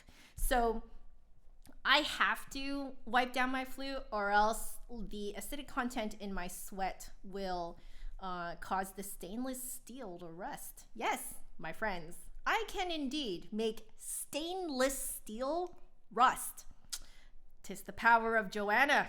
Yes, indeed. So anyway, that's why I wipe my flute down. It's not because I'm crazy obsessive. It's because my flute will not work if I don't wipe it down. Roger Holman. Yes, that's exactly how you spell it. Yeah, your flute gets so crusty too, right? If you don't wipe it down. So and it really just takes what I'm doing now. It's just, I'm actually wiping it down very lightly. But you just have to wipe it, And yeah, I literally can make my flute not work if I don't regularly wipe it down. how ridiculous is that, right? So I am taking a little bit longer to wipe down my flute simply because I have the time to, because I get to talk with you guys. But yeah, I am definitely one of those people where if I don't wipe down my flute will stop working. Yeah, that's right. That's how crusty and grimy I am.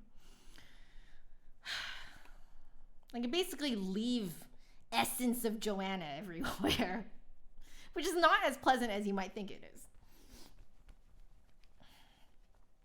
I'm a very oily person, which some people think it's like, oh man, that you're so lucky. It means that your skin will look so young for a long time. But do you know what it's like to be in your 30s and still get acne and look like like you're in high school?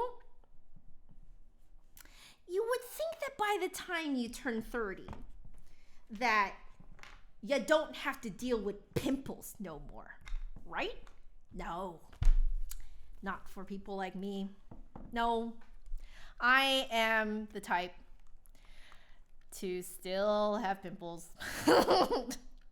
Like, it's calmed down from my high school, middle school days, but it's like I get them with the frequency that most teenagers get, and I'm just like, I am more than a decade out from my teens now. Like, you would think that I'd be done.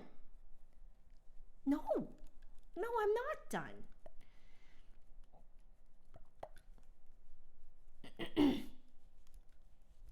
Jane, you've got to swab and wipe throughout practice sessions. And wipe. See, I'm lazy for that. I only wipe at the end. Or, like if I, like half the time if I'm taking a lunch break and like I'll swab my flute out, and then half the time I will wipe it down. But I won't wipe it down.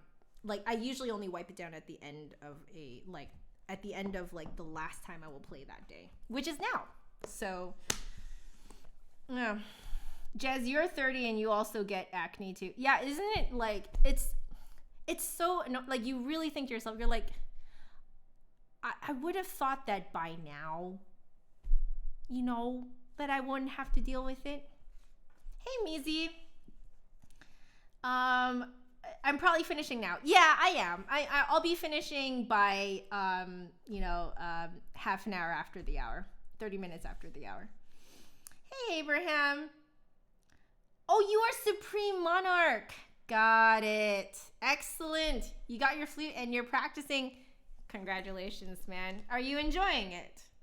Make sure that you approach practicing in a nice measured way. Okay, you don't want to go into practicing the flute as if you're starting a crazy diet or a crazy workout regime and then burn out in like 2 weeks and then not want to do it again. So it's much better to be a little bit more measured about it.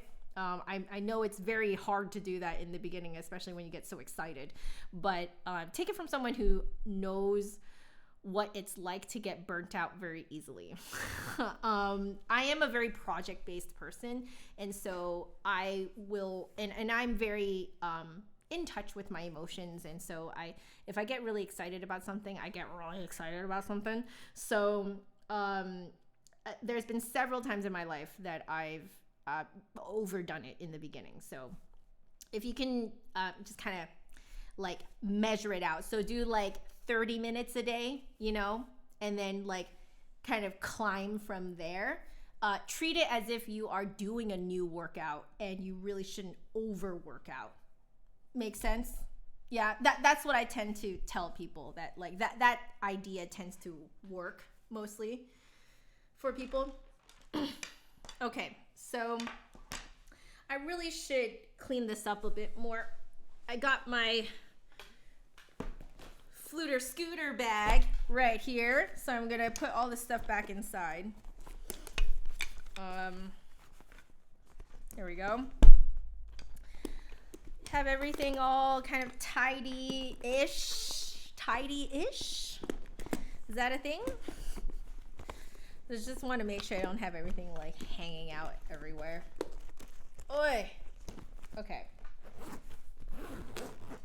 There we go. Ah, nice and zipped up, very clean. Oh, wait, forgot my two things. My blotting paper and my piccolo flag. Let me just kind of slide that in there. All right, so we're gonna put it down here. I have a little trunk down here, so it's actually served as a really great footrest, quite accidentally. I did not mean for that to happen, but okay. So excellent. I'm just going to organize myself a little bit more here so things look not quite so crazy. Oy.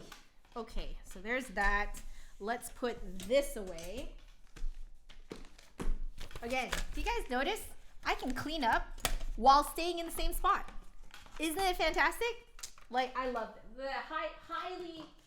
Highly recommend that when you guys design your own office, like how your office is put together and stuff like that, design it in such a way that basically you can access everything from one spot. Oh my gosh, it makes cleanup so much better. What's this? I have a random receipt here. I think I need to throw this away. So that's going in the trash pile there. Okay, great. And then these are my Meze earbuds, that is, not earphones. Put that with my hat. And then this one. Okay, goes here. This one goes here. Oh, so much cleaner. I love it. Oh, this is fantastic. Yeah, so guys, this is how you can encourage yourself to clean up, is to design your office in such a way, or your workspace in such a way, that you can just stay in one spot while cleaning up. Because I think the worst part about cleaning up, like really like heavy duty cleaning up, is when you have to keep walking from one side of the room to the other, and one side of the room to the other, and one side of the room to the other. Like, oh, it's awful. Yeah, it was great.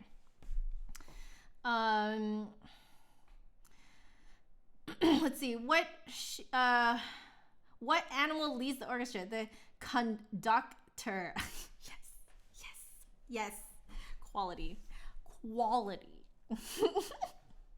I love that we're getting these puns like immediately now. It's not like, because I used to wait for them. So I used to wait, like, you know, after uploading a video, I would wait for your pun to show up. And I love getting it live now. This is fantastic.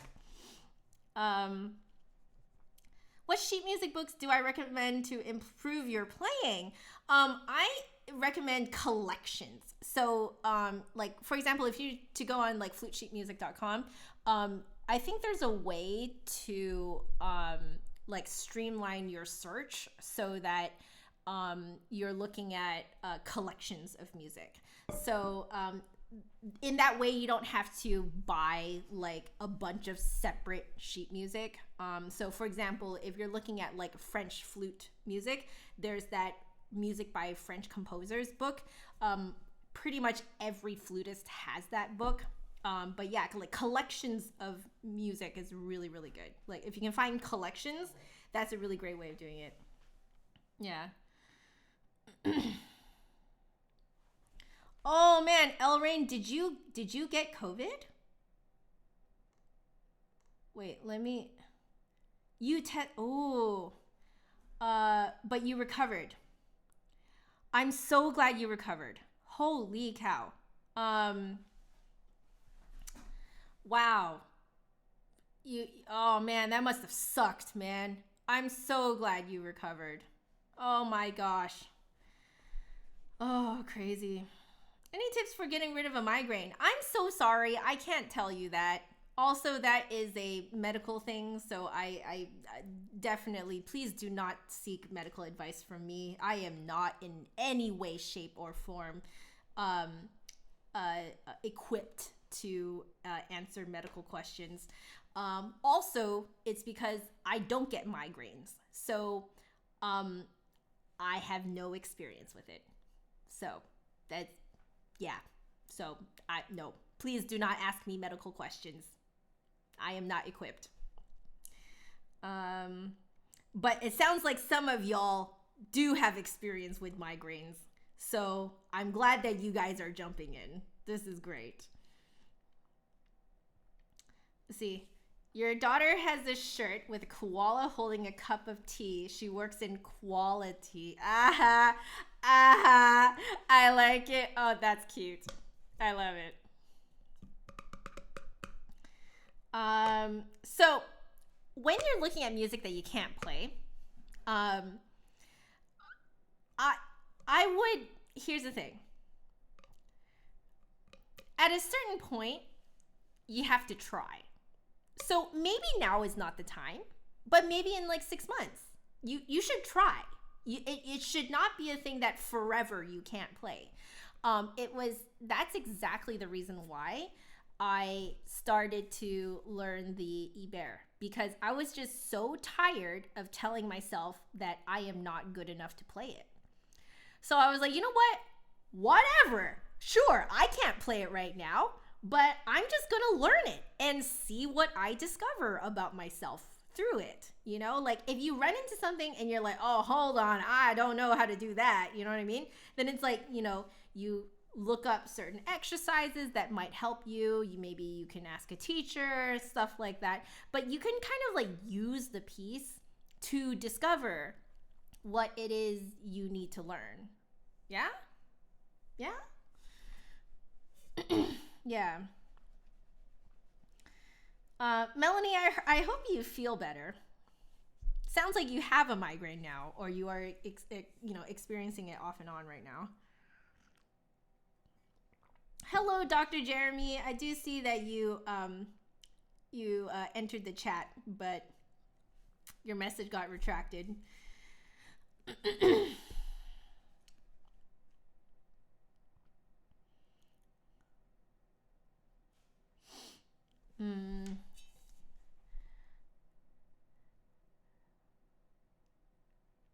Everyone is having more vivid dreams than usual. Is everyone having more vivid dreams than usual? Is it because everyone is freaking anxious right now? Is that why? Is that why everyone is like having vivid dreams? Because I am totally having vivid dreams, but I can't remember them right now. But I do know that they are very vivid right now. Yeah. Oh, that's your other channel. Oh, okay. So Jez, Dr. Jeremy, that's the same. Oh, okay, got it.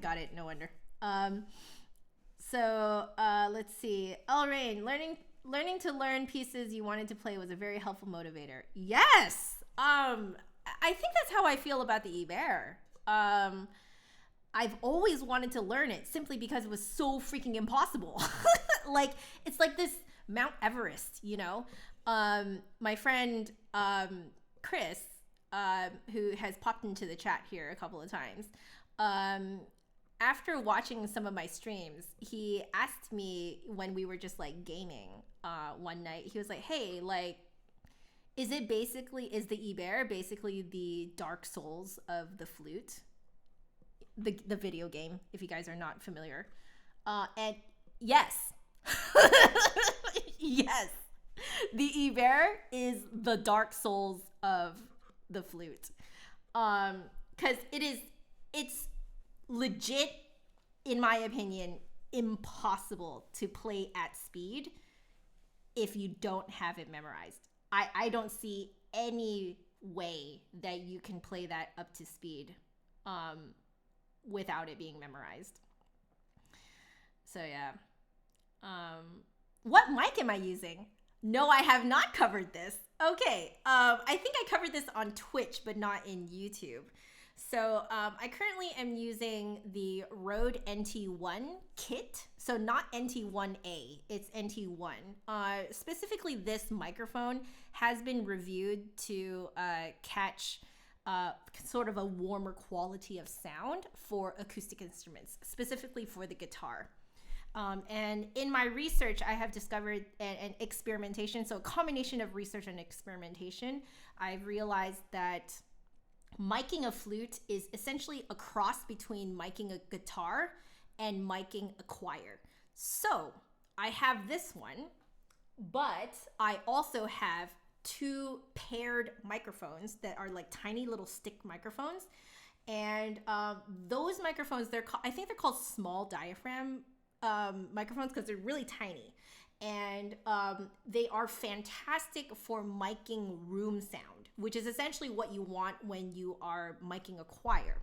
Now, the reason why I kind of feel that miking a flute is a cross between a guitar and a choir is because I feel that if I were to only use one microphone to record playing the flute, in my opinion, the tonal quality is a little too flat. It's flatter and too one-dimensional than it is in real life. However, if you only use like microphones that you put far away from you and you only get the room sounds, it's like too much reverb. So if you want to hear the sound of the flute as close to real life as possible, it's a mix of the two. So you have to have the room sounds combined with a little bit of up close sound. And then that creates the most, in my opinion, accurate sound of the flute digitally, basically. So, or like recorded sound of the flute is the most accurate this way. In my opinion, this is just coming straight from my own experimentation and research. So the paired microphones are also by Rode. They are the paired M5 microphones. Those are the two microphones. So these are the three microphones that I'm using. The one that you are currently hearing right now is only this. And I have all three hooked up to this USB mixer. And so I can very easily turn up and down the levels of these microphones. So if I were to turn it to my setting of like flute playing, this is flute playing, which should sound a lot boomier to you right now, right? So there's a lot more reverb because I've now turned on those two microphones. But if I want more of that like slightly more radio-y sound, what I can do is actually turn down the gain even more and then talk like this. If I talk like this, then that should sound a lot more like radio-y, right? But the thing is, talking like this to you guys kind of covers up my face. So what I do is I just turn up the gain a little bit. So turn it up to about there. And then I just have it a little bit further away from my face. That way it just kind of like looks a little bit better. But I do turn it up quite high so that you guys can hear me. And then, let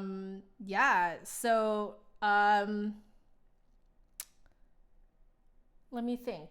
Yeah, so that is kind of the audio setup. Yeah. I hope that is helpful for you.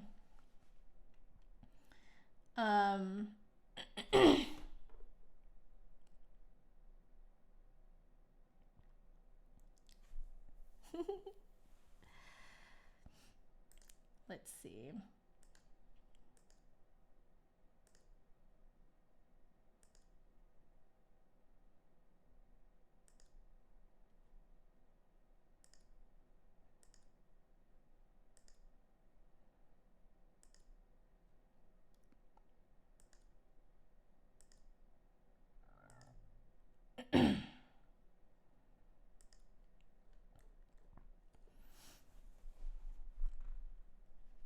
Makes sense, Mizi?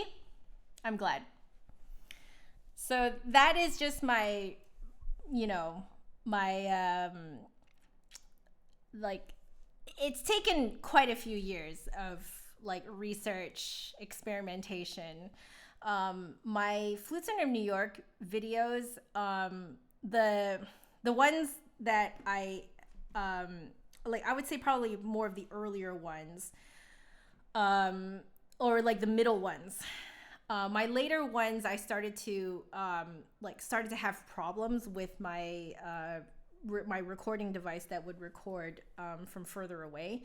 I think I may have accidentally tweaked something in the settings that I wasn't supposed to, but I didn't have time to figure it out. So my later ones ended up just being, excuse me, one microphone.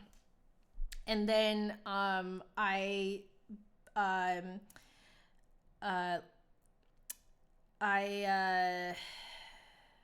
but the middle ones, I had the I don't have it here right now. I put it away, but it's a USB microphone, and then I would record with that, and then I would record with a separate Zoom recorder on the other side of the room, and then what I would do in post is mix the two together. But what you're hearing now is that mix but done live, which is what I've been wanting, because I would rather you guys hear everything done in real life so that you guys know that what I'm doing is as real as I can represent it via live stream. So, because I really hate the idea of messing around too much with audio stuff for reviews in post. So, yeah. A-Finder, yes, go ahead and send me more sight reading stuff, stuff that you've written. Yeah, why not? I know that I think Olympic Daisy over on Twitch will also sends me their arrangements of like video game music too. So that has been really fun. But yeah, definitely send it to me via links. Yeah. How do I clean a tarnished flute? So I don't really do the cleaning, even if my flute is showing some tarnish, because tarnish does not actually harm the flute. So what I do is I just kind of let it be. I will wipe down the flute and wipe off my grime, but it's inevitable that the silver parts are going to start tarnishing. So but I just leave it because it's not harmful to the flute. It just looks, it's just dirty. That's it. And so I leave it for my repair technician to take apart the whole flute during COA, clean oil and adjust maintenance. And they will clean it off for you professionally. So I honestly, I just kind of let other people do it. Like let the trained professionals do it. Just a lot of trouble. Your 8th grade field trip is canceled. Yeah, everything is shut down here. We are actually under orders of shelter in place, unless with the exception of going like grocery shopping, pretty much like essentials shopping. How? Welcome to the stream. I'm glad you caught us, at least in the last little bit. So that's what this stream is for, is to keep you guys company. You know, I know what it's like to stay at home and be kind of isolated, because essentially that's kind of my job.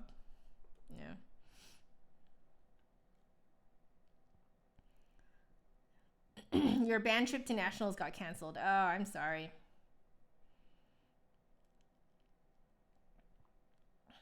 Yeah. Mizi, the current mics you have at home are pretty bad. And but you're trying to learn more about flute mic setups for both online lessons of your own and for your online studying. Yeah, I really need to make, I think what I might do is just make a quick little cut of what I just explained to you. But I really need to make a video of my setup properly so that you guys know what's going on. But yeah, this is like purely from my own just messing around, experimentation, research. Is this the one tried and true way to mic a flute? I don't think so. This is just one way to do it, and these are the reasons behind why I'm doing it this way. Yeah. But I'm totally open to, like, you know, if other people have other opinions and they know why they have those opinions, yeah, you know, it's like whatever works for you and whatever works for your room, you know. Yeah. You're under the impression that gold flutes don't tarnish. Yeah, they don't, but I have silver parts on my flute. So I have silver mechanism. So the silver mechanism will tarnish, right? Yeah. Oh, Melanie, I'm glad you're feeling better. Good.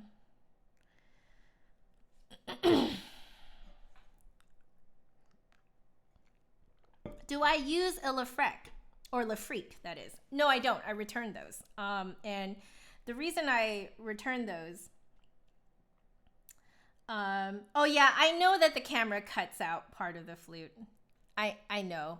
I eventually will come up with a better, you know, like framing. But for now, it is what it is.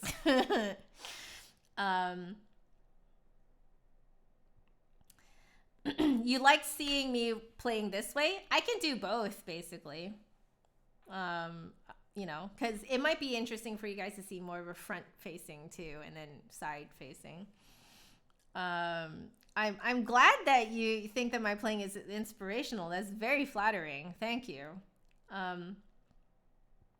But going back to the Lafrique, I don't use that anymore. I only ever used it in that one video because the reasons why I would purchase one is not the reasons that it is marketed for. So I did mention this in that video that the way I would use a Lafrique is to change basically the properties of how my flute resonates. So if I wanted it to sound more silver, I would put the silver Lafrique on.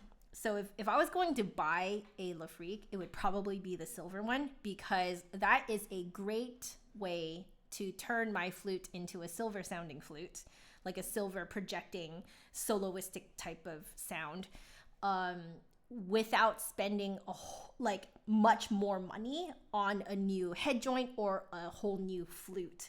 So yes, the silver Lafrique, I think is pretty darn expensive. I think it was something like $200 or something like that. So it was very expensive for what it looks to be a tiny, like 2 pieces of metal. However, it is much cheaper than buying a new professional head joint that can run anywhere from $1,500 to $5,000. So like, or more than $5,000.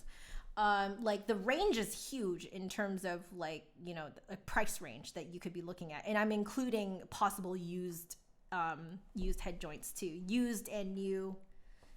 It's somewhere in the vicinity of $1,500 to $5,000-ish dollars, sometimes more. You know, spending $200, $225, something like that on a little thing that can change the properties of how my flute resonates, pretty good. But would I use it? No, because I play third flute in my orchestra, so why would I put a silver thing on there? If I do solo stuff, it's for you guys here on the live stream. So, you know, like, and I'm like right here, I don't need to project like crazy into a concert hall. So it doesn't really make a lot of sense for me to spend that much money on something that will change my flute to a more soloistic silver sound if I don't need that. So based on that, that's why I did not purchase one. However, let's say for some reason I find myself doing more and more solo things IRL, okay? Then yeah, you know, purchasing a silver Lafrique will be very much worth my money. So yeah. Chris is suggesting to get an ultra wide lens. I guess I could, but I kind of enjoy this look. It's like not crazy distorted, right? It's like I like this look, so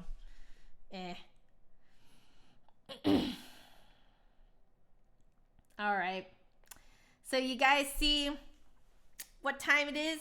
5:30 my time. So I'm going to bow out now. I'm going to rest up for the rest of the evening. I basically had an entire day of live streaming. I started the day, I live streamed in the morning, had a lunch break, and then live streamed until now. So it's been really fun. I really enjoy live streaming. So I will not have a stream tomorrow. I'm going to figure out what might work for live streams next week to keep you guys company, but I am teaching a lot more next week than I have been this week. So that means fewer live streams or shorter live streams, just so you guys know, you know, I need to fulfill the teacher part of my soul. Okay. So I love y'all very much. Stay happy, healthy, and safe. Please wash your hands very often, and especially if you go out. First thing when you come back, please wash your hands. And don't touch your face while in public. Please practice social distancing, but please reach out to each other and keep each other company. Now is really the time for us as communities to band together to overcome this. So by reaching out, I mean text people you know, text your family, text your friends, make sure they're all okay. You can text each other, join the Flute Zone Discord, have someone to talk to. We as human beings thrive and survive as a community. So please reach out to each other and talk. All right. As humans, even the most introverted of introverts need some kind of social interaction. So please take care of yourselves in that manner. And yeah, stay happy, healthy, and safe, guys. I will see you sometime next week. I will probably post similar to last weekend. I will figure out a schedule that will work. And then I will post it on my website, justintheflutist.com. You'll see right on the homepage, there will be a new post that has the schedule for this next week. It won't be as crazy as this week, you know, because I I didn't have to teach as much. All right. So I should stop blabbing. I love y'all very much. And I will see you guys sometime next week. Bye.